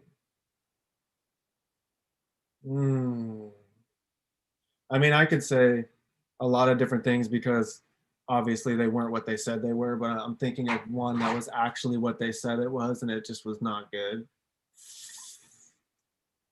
Without, I don't want to. And not slamming anybody. I That's mean, my point maybe, too. Is like I don't yeah, want to like we don't really want to slam. What, like maybe it was like maybe it was a cultivar, like a smell that you thought you were gonna like, and you were disappointed or something. Like you don't have to slam people. Like I'm not looking. Okay, I got it. No, I got it actually. So, Skunk One. Right? So I've grown the actual like old school skunk, right? It's Acapulco times Colombian to an Afghan. And everybody has this glamorized idea of what Skunk One is, that it's just like this roadkill, dank, funky skunk thing. And that is absolutely so far away from what Skunk One actually is. Skunk One, like the majority of them, have this almost bland, but just kind of ditchweedish, like not, I don't want to say it's like hay, but it's peppery and it's just not good. There's nothing really about it that's good. When you find the Afghan ones that have the more Afghani acridness, those are the skunky dank ones that people remember, but the majority of them aren't Afghan. The majority of them are Colombian and Acapulco dominant, and they have this peppery, like it's the weed you got in high school that you were like trying to pull the sheets apart, you know what I'm saying?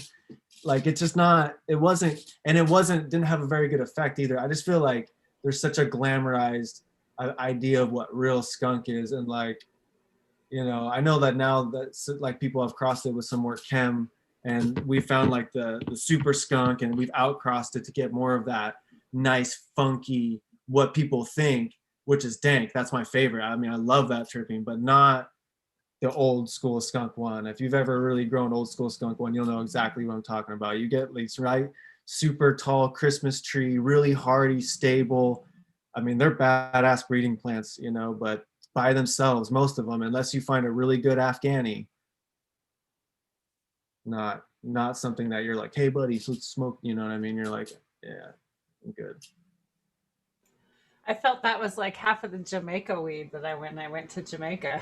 It was all smelled the same, and it was just nasty. And they were wanting all of the California seeds when I was over there, and everybody's like, "Oh, go get these cultivars and seeds." Everybody's like so crossbred over there. It's gonna be sad if that happens here. I hope it doesn't. Oh, it already has. That's why I want to say like, oh, it sucks for Jamaica because all the good strains that were in Jamaica, like that's already gone. That's not a thing. That's sad. And you know, Vision Creators in chat, thanks for being here, Vision Creator. We love you because you're one of those guys that also continues to breed those old school genes and keeps them going, because we need that, huh? Yeah, those are the ones, man. That's why I love that blueberry. That plant just expresses so much Thai, and it's that super nice juicy fruit Thai too, like the one that's really like I really love working Thai genetics personally. That's like probably my favorite, I guess, gene pool. Like if I could just work one gene pool, they would be Thai plants. Oh, cool. Why? So many just crazy. I mean, you can get like the sweet berries and like a lot of these different crazy fruits, but you can also get like incense and like almost like what you'd smell if you went to like a church. Like there's like, so the variation there is just very unique and special, and they're just beautiful plants. I mean, they don't really create amazing, you know, looking flower if you are comparing it to like today's kind of standards, but man, they're epic. They really are. Very That's cool. that's pretty cool. Very cool. Well, if you have any other breeders you also want to jump in sometime, let me know. We'd be happy to have more people on the panel and chat some more. It looks like Darren's getting his jacket on, headed out there now. He's getting his headset on. So it looks like we're going to tour Darren's grow here in a minute. That's pretty cool. Haven't seen it for a bit. Drake, so what are you growing right now that you're looking forward to? Because you got some new lights that you're going to be growing with. I am excited. I pretty well just did the last heat treatment because I wanted to do a couple of them in the flower room, little 10 by 10 space I got. I've thrown up an Alias Matrix 630 that you were lucky enough to win in their giveaway. Thank you, Alias. And then you donated to me because we couldn't force you into growing. So I'm going to grow with it and show everyone what it does. And I'm beyond ecstatic and so happy and blessed that you were willing to do that. So thank you, Tara, as well. And let's see, for cultivars, it's kind of a cluster right now. Oh, is that an LED light? Yes, it's one of the newer-ish LEDs. They've been around for quite a while. They're a solid company. Check out Alias LED. We'll give them a little rep and we'll throw down their link out there and see what they're all about. They got a bunch of different ones. They're at the higher end for sure, and they've got a really cool red spectrum that forces bottom growth to come up and make nice stocky plants. But anyways, I'm going to be able to see that for myself, which I'm super excited for. And I've got some black garlic and a few other things going, but I'm kind of excited to see where D pops in right here. So maybe I won't go on a tangent about cultivars right now. I want to see this Gigi. Let's see. We got him. There's D. Okay. Do you want to turn your phone sideways?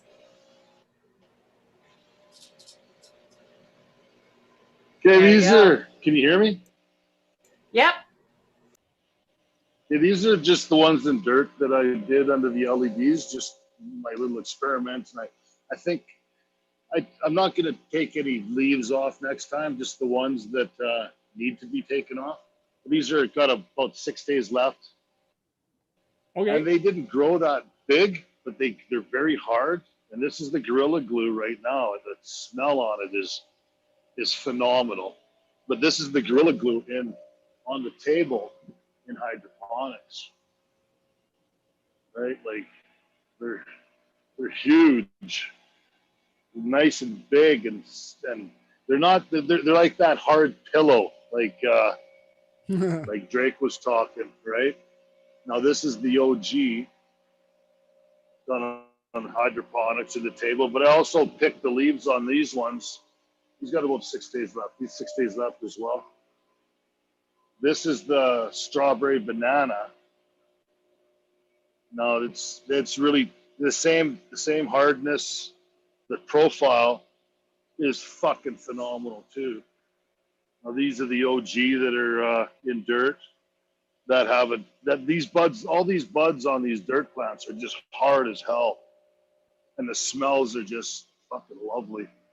This is a whole table of OG. I'm just flushing them all right now, and I see the leaves are nice and getting lighter and all that sort of stuff, so that's pretty cool.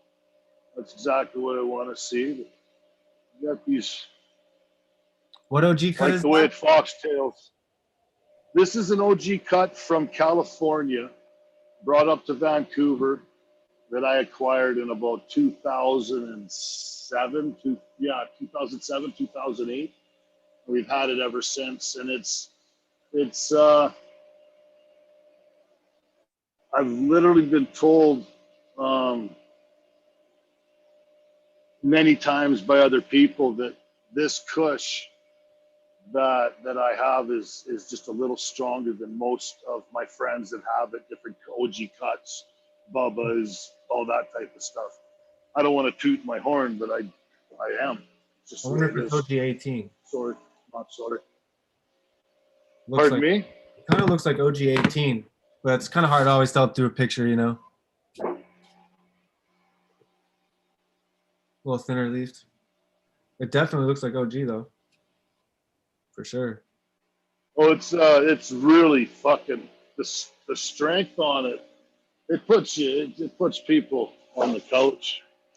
It's the kind of weed that shuts the conversation down. All the talkers aren't talking no more. You know, it's awesome. And these are the strawberry banana in the dirt as well. But I trim these leaves pretty heavy, and you know, I'm going to do a good leaf pick on them again. But I'm just going to put them in the jar as is, and after they dry on the plant, do the cali cure, and first bounce it and put them in my jars and smoke the hash, smoke the buds. I love the organic part of it. These ones I didn't have to add nutrients. Well, I did a little bit, but, you know, they got purple stalks and all that sort of stuff. And so it is what it is, right? It's all experiment, all research and development.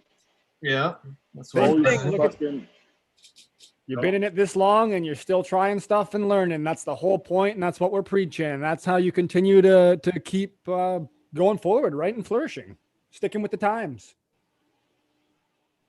That's what you have to do. Yeah. Hey, Otherwise, you're just stuck in one spot.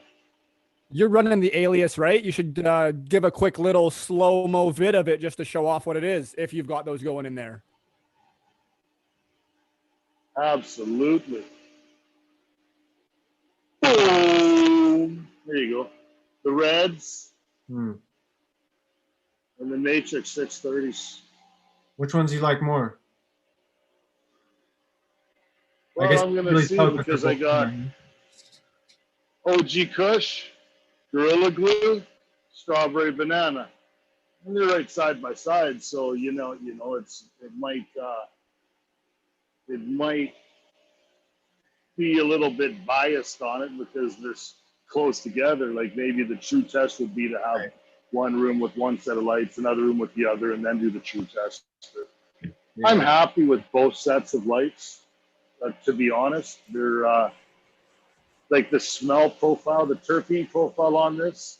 What I learned about growing with LEDs is that like I can't stop smelling my fingers. I just want to fucking eat them. It's so candy like these plants. But the LED lights, when you're growing with when I was growing with the high pressure sodiums, bulbs hanging down, and the light right about here, and these buds, there's a radius around where you take a heat gun and you press on that thing, and you're like, okay, it's pretty hot. You check on that leaf, and it's pretty hot because it's so close to the light. Now with these don't do that. These are the 630s and the 315. These supposedly give you more resin count and that sort of stuff. I'm happy with them. I'm happier with them than I am with the high pressure sodiums, and that's why I'm using them. But what I notice under these is when you put a heat gun on here or anything, these are the temperature in the room. Temperature in the room. It isn't 73. It's actually about, you see that says 73 over there, and it says 78 over here. You know, it's different all over type thing because of the fans and all that, but there's not a heat that's hitting any of these plants. So the terpenes are going to be stronger, and the heat prevents those terpenes from actually fucking growing into the potential of what they are. Does that make sense? Yep. Yeah, there's less radiation on the plant. There's less radiant heat dissipating terpenes. I could see that. You know, when you have a hot ass room and you just smell dank from like 2 miles away, that's all your terpenes floating away. Yeah, getting fucking evaporated. That's yeah. So, but the terps on these are like, I can't wait to have this in jars and smoking because it's fucking beautiful. I can dig it, Love man. it. Love the terpene profile. Well, thanks for the tour, Darren, and thanks for going over the lights again and giving us a rundown and all the little tips and tricks and trials that you've been going through. Betcha. Appreciate it. Yeah, man, it's been real. That was a good one. I'm going to jump off of this one. I'll be back inside in a minute. For the All right, final see bong you in a right before bit. we go. Yes. I'll be back. Heck yeah. Wow, an exciting morning. Thanks everybody for being here. Blessed Coast, love it. You're like full of this knowledge, and I just love how you speak so well and eloquently about everything. So thanks. Yeah, no worries. Try to. You know, it's the idea. And you're so young. Like, wow. Like, I think it's amazing what you've been doing at your age. But at the same time, been doing this for so long. Wow. Yeah. Yeah. Like, it's crazy to me. Like, I always loved her, man. Always. Check him out. Make sure to give him a follow. so yeah. So you went. And what year did you actually try to go legal? Was it? You're gonna test me now. I'm sorry. Put you on the spot. I want to say it was 2006. Okay, somewhere around there. Okay, I'm new to the legal market in Washington, so I don't know much about it before that. I know that I mean, to tell you how early I got my license for like $2,000, I think. So it was like when they were first handing them out. Mm-hmm. Yeah, when anybody could get it for if they just came up with the money at first, Yeah, right? Exactly. Yeah. Yeah. Except for the retail one was a lottery, but I didn't want to do retail. Yeah, That wasn't for me, you know. But yeah, I did it for like 5 years. It took me totally out of medical. It took me away from making seeds, which it was cool. I saw a whole different side of what weed was. And at that time I was like 21, I think, or something, 22. And so I was like thinking, you know, no way corporate's going to kick my ass. They can't even grow weed. And then they hit me with all these crazy taxes that don't exist anymore. And then they hit me, and then I had to have my whole building built up and running with cameras before I could even plant a seed. And then, you know, it was just one thing after the next. And then the retailers don't want to buy the herb for what it's worth because I can't produce 50 pounds of it. So they're going to run out for a day or two. And then, oh no, you know, the world sky is flat. It's just, you know, yeah, I didn't really like it. It was cool, man. I loved spreading good weed around. And it was cool in Bellingham because I'd go out in the community and people would be like, West Coast, you know, and it'd be like, that's cool. Like as a kid who would get put in juvie for growing weed or whatever, it was like, wow, this is fucking cool, you know, like people are coming up and like, dude, thank you for growing weed. Like, you know, and I'm like, holy shit, this is crazy, you know? And so, yeah, that was cool. But other than that, it sucked. It wasn't, I mean, I fell asleep in trim piles because it was like, I had to make orders, you know? That's awesome. Hey, Darren, I hope you're back. I muted your camera and your thing, so you have to unmute. I'm assuming you'll figure that out if you're back yet. Hopefully he knows that. Making his way, I'm sure. Yeah. Wow. Cool. That's, man, I just hear so many people go in and out of that legal market and just like, it takes everything you have, like the taxes and the changing the rules. It seems like, don't they change the rules like every other day when you were in that market and the taxes and then, and oh no, use this system and now use this computer system, right? Wasn't that another thing? Yeah, it was terrible. Traceability. Like I did consulting and I actually ran like a really big grow. I think I had like 500 or 600 light rooms and it was huge. And the guys were like, well, here's your like 3 dudes that don't know how to grow. So teach them and take care of, you know, 600 lights worth of plants. And by the way, you have to fit 2,000 plants in each room. Fuck powdery mildew be damned, you know? And I'm like, all right, this is the challenge, you know? And so I took it as a challenge, but I mean, it was not. Yeah. As somebody who loves growing weed because I want to give somebody something and they're like, wow, bro, this is special. It was the exact opposite of that, you know? And so, yeah, it was good for me because I learned a lot, but it was also not something that I'm like, yeah, I want to do that for the rest of my life, you know? Like, no, I'm good with that. I'd rather make seeds at this point and work with my, you know, my passion of making special plants because then I can do that and, you know, it will change eventually to where it's federally legal and then I'll be able to do something probably different or, you know, it'll be something else eventually. But right now I feel bad. I honestly was so naive to think that America wasn't going to screw any farmers out of their profits that I'm like, damn, bro, I'm so dumb for thinking, you know, like, but yeah, that's what it was.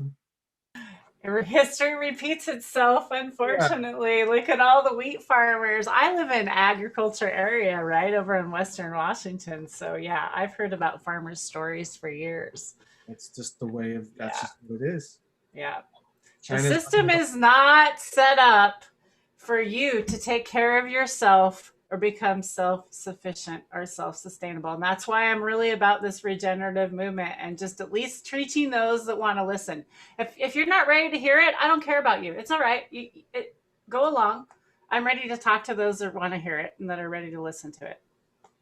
just easier, man. I mean, I'll Yeah. tell you, when I first started growing without nutrients, though, it was hard. It wasn't easy because it was different, you know, and it's different is hard, especially when you're really used to opening up bottles and getting great results. And then you're like, well, I'm going to put my great results aside and try to do something different because it's going to save, you know, hopefully me some money and or whatever. That's usually why people do it, because they're like, I don't want to spend all this on nutrients. How do I do it without it? You know what I mean? And it's like, well, this is how you do it, you know. And then they're like, oh, that takes a lot of time, or it's too much investment and knowledge to be able to do it. It's like, no, just a couple little things, you know. Don't kill the soil, and don't use something out of a bottle that's so concentrated that it will kill everything in the soil. Like, pretty much keep it alive. That's all you got to do, you know. And your plants will be green at the end of flower, and you'll be like, what the hell? They're supposed to be flushing. I didn't feed them anything. And the nutrient cycling is just so strong. They're like, yeah, I'll finish on my own time, you know. But it's definitely, it was a learning process. That's why everyone's like, oh, True Living soil weeds anorexic or whatever, you know. And I'm like, you killed your nutrient cycling, bro. Don't lie. Yeah, and then you have You those know? certain things, you know, you can add in little teas that you can make from your own stuff from around your environment, from things you've collected, and you can have these plants doing awesome, and you build that Yeah. base. And then after every cycle, you're reusing certain things from that plant itself, and just helping build the microbiology in there. And a really cool thing that was kind of on the complete inverse side of things, in the opposite sense, and I think it was Patrick King, the soil king there, that was telling us, was if even something that really, because a lot of people don't want to put so much thing into, like, say, a big bed into their room, and then, well, what happens if something goes wrong, and then I'm chucking little pails of soil out of my room, and that's just big complications. Yeah. You can just use, I believe he said, an enzyme to kill everything off if you do have something really negative in there, and then just re-inoculate and start over. But you're still going to have a lot of the nutrients and all of the beneficial stuff in the soil, just not the microbes or the negative things you're experiencing. So, like, if you where are you on that? I just think most people don't make a mistake in regards to maybe so much that as much as they do with the soil texture and structure.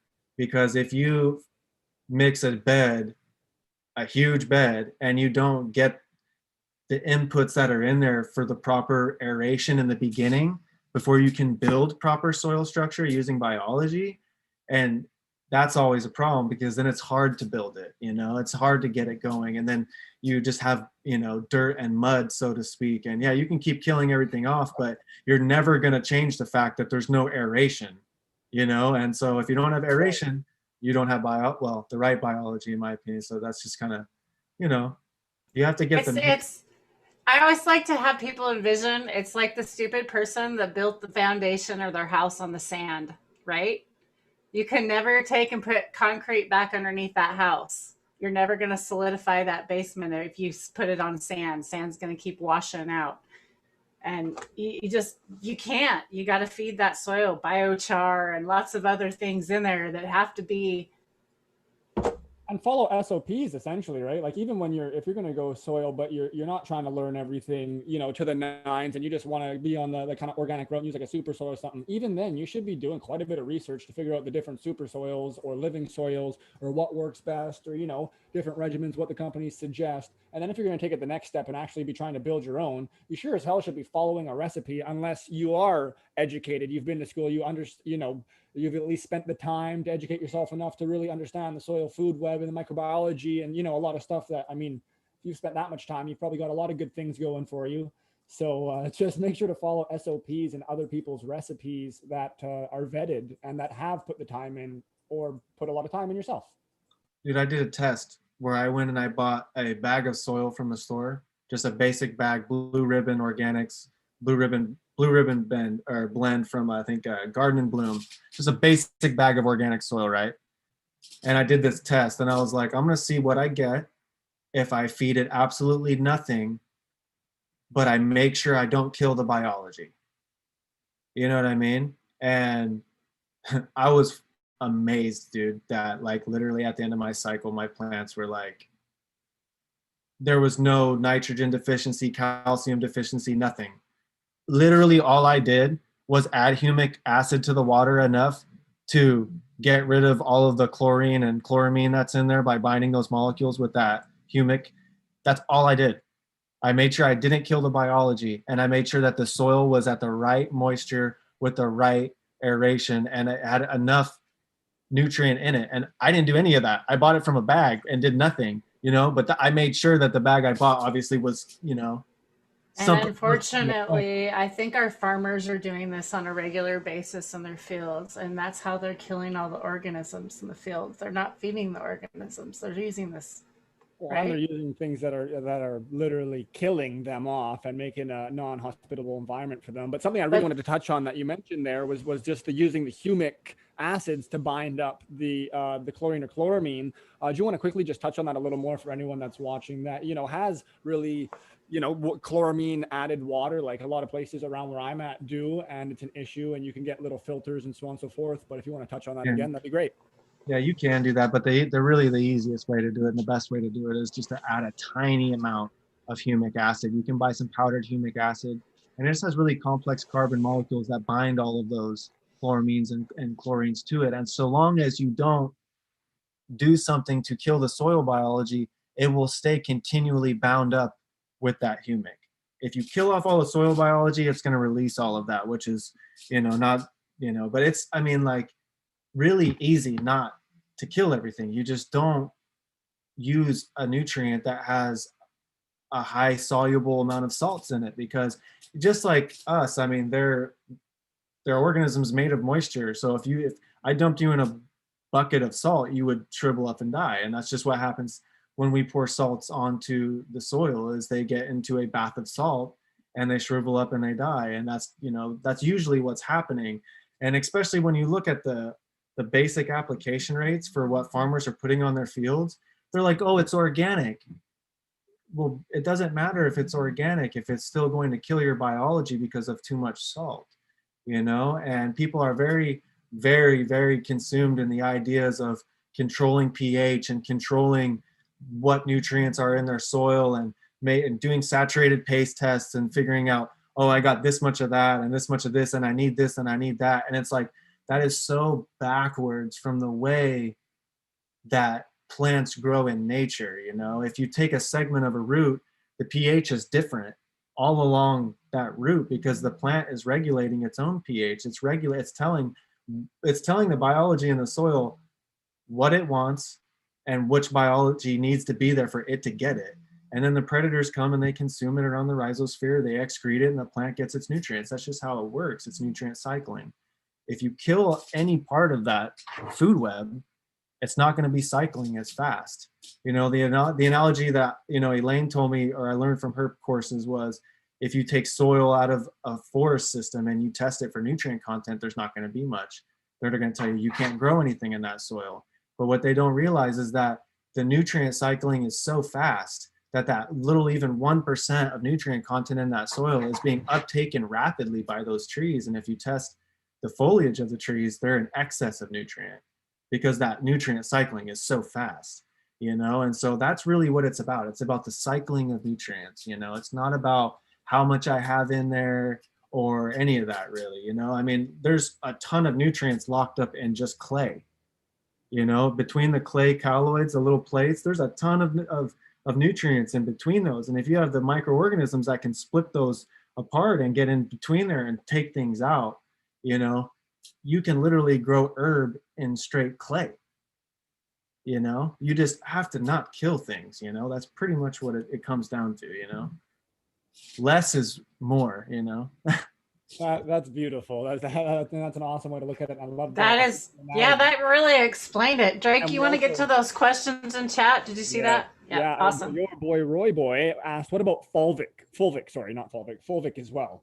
Yeah. Fulvic acid doesn't do the same thing that humic acid does. It's definitely a beneficial thing for the plant. You can put it in your soil and use it as a foliar, but it's not the same thing as humic. Humic is like pretty much ancient dead plant material that's been broken down into such a simple form of carbon that it's just really good at binding other molecules. Fulvic has a lot of other really beneficial properties, but it's just not the same. Okay, wicked. Thank you very much. And we got another one coming down the pipe here. We've got Captain Terp saying, would pumping air through the bottom of soil beds help with aeration/oxygenation? Someone has recently asked him about this some time ago. Pumping air in is something I guess you could do, but when you're talking about anything even at scale, I don't know how you'd pull that off. But really, when you look at those those like SIP soil beds or those earth boxes, or even a compost pile, for instance, we always put a tube going to the middle of that pile, and then we kind of get other tubes going in there to allow for aeration, because air is always better. If somebody asks me a question like, can I do this to add more air? I'm like, yeah, do it. You want to add air, but it's really like expensive to buy a dissolved oxygen meter. You know what I mean? And so but I guess my point is, it's really about the air in your water, and the structure of your soil. Because if you can get more air in your water and you can get better structure in your soil, that's how you really get the right oxygen content for a really productive nutrient cycling system. You know what I mean? If you pump air into it, that's great. But if you have poor soil structure or poor biology, and also if you're drying out the soil really, really fast because you're pumping air into it, you're going to dry out all your microorganisms, and then you're not going to have nutrient cycling anymore, right? Everything in nature is a happy balance. That's just the way it works. So as humans, we naturally want to, let's throw a turbo on it and pump all the air that we can into it. If you do that, you have to turbocharge every other aspect of your environment to keep it balanced, right? If you get your room super hot, you're going to have to add a little bit more water. You have to balance out with everything else. So I wouldn't recommend that. I don't think it's like something that would be feasible on a large scale, but it's something that you could experiment with. And I've never experimented with, so I can't say like, oh, it's garbage, I love how you answered that. That was a very, very passive way of answering and a respectful way. So yeah, it's like it's potentially going to help you out. Don't know the negatives to it. So thanks for that. Go ahead, I have one final question, and then I think we'll, take a last rip and hang out. Just let everybody say their thing out and get ready to have a dap. But final question would be, I'm kind of thinking like, what would be like one advice that you could give to a new grower that you think would be really valuable that they could maybe first do or think about something? I always tell everybody that I help grow, I always tell them, never do two things at once, right? Never add two products that you're experimenting with, because if you add 2 or 3 things, you never really see the difference. You don't know what's making a difference. It's always, like I said, it's always less is more. You don't want to go and say, oh, yucca extract is a wetting agent, I'm going to add it, increase this or that, and then add a bunch of yucca. You just don't want to do that. You know what I mean? You want to do everything in small, controlled increments and pay attention to what you see the plant doing, the response of the plant. Always consider the environment that you have the plant in. A lot of times things go wrong and people think, well, it's got to be something I added. You'd be surprised how many times the environment's not correct. It's a balance between all these different things. So do everything in steps. Don't ever do a bunch of things at once. I'd like to interrupt and notice that what he's saying is the plant, not the plants, the plant. So if you want to check something out and want to try it out, one thing at a time on one plant, not your crop. Keep doing what keeps working. You want to experiment, use one plant. Just saying. You've got that right. And then we are going to hit you with one more question before our final bong rip. I saw Ginger Bug snuck it in, and we got to ask questions for Ginger Bug. And she's curious, what aeration material do you like to use when you're building soil yourself personally? So I actually have been starting to use this new product. I'm mentioning it. I probably should find the name for you, but it's a diatomicus earth that's granular. granular. I can't say the word granularized. I'm too high to say the word. They're granules. You're doing fine. Granules, powder. Better than me. granularized. Doing better than me. Sorry. Yeah. So it's diatomaceous earth that's in granules. And what's really cool about it is that it has the unique ability of slowly releasing moisture when your plant is in a drought state. So if you forget to water, it has the ability to release just a little bit extra moisture to keep your plant from having drought stress, and it doesn't break down. The biology doesn't break it down, so it's not going anywhere. You know what I mean? So it's really nice stuff. I will. So granular size, like, so is it? It's not pelletized, right? Not pelletized. You guys ask me all these good questions that I'm not I prepared. know. See how I am? Well, hey, you know what? If I would love to have you back on too. I was thinking that throughout this whole show. So Dan. if you would like to come on anytime, and we want to interview more guests, and you would be amazing to keep going with and go down the rabbit hole and part of the panel. Ask more questions. Yes, I would love it. Diatomaceous earth is something I've been using also to fight gnats, and I've put on my plants, and it's just a powder. I also sprinkle it all over my chicken coop because chickens have these mites, and I put it all over their perches. I use it a lot, but you also make sure you want to wear a mask. Here we go with wearing a mask. Wearing a mask. Wear a mask because this stuff is really like powdery and it'll get in your lungs, and it's not good for you. And yeah, go ahead.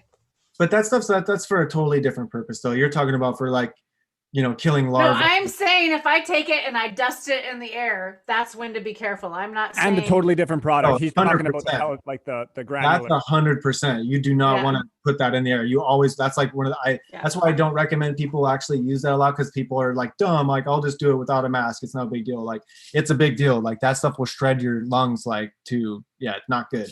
The stuff I'm talking about is granular, and it's not going to help you with insects. It's not going to break the exoskeletons of larvae as they emerge from the soil, like what she's talking about. It's totally different. Well, so it kind of makes it clay form, almost like when it becomes clumped together, right? So I could see how it holds the moisture in and what you're talking about, and feed more nutrients. That makes a lot of sense. And for anyone watching, when you get it wet and it becomes that clay form, it's now not killing the bugs and doing the deeds you're expecting it to what I know. Yes. Go ahead, Bless.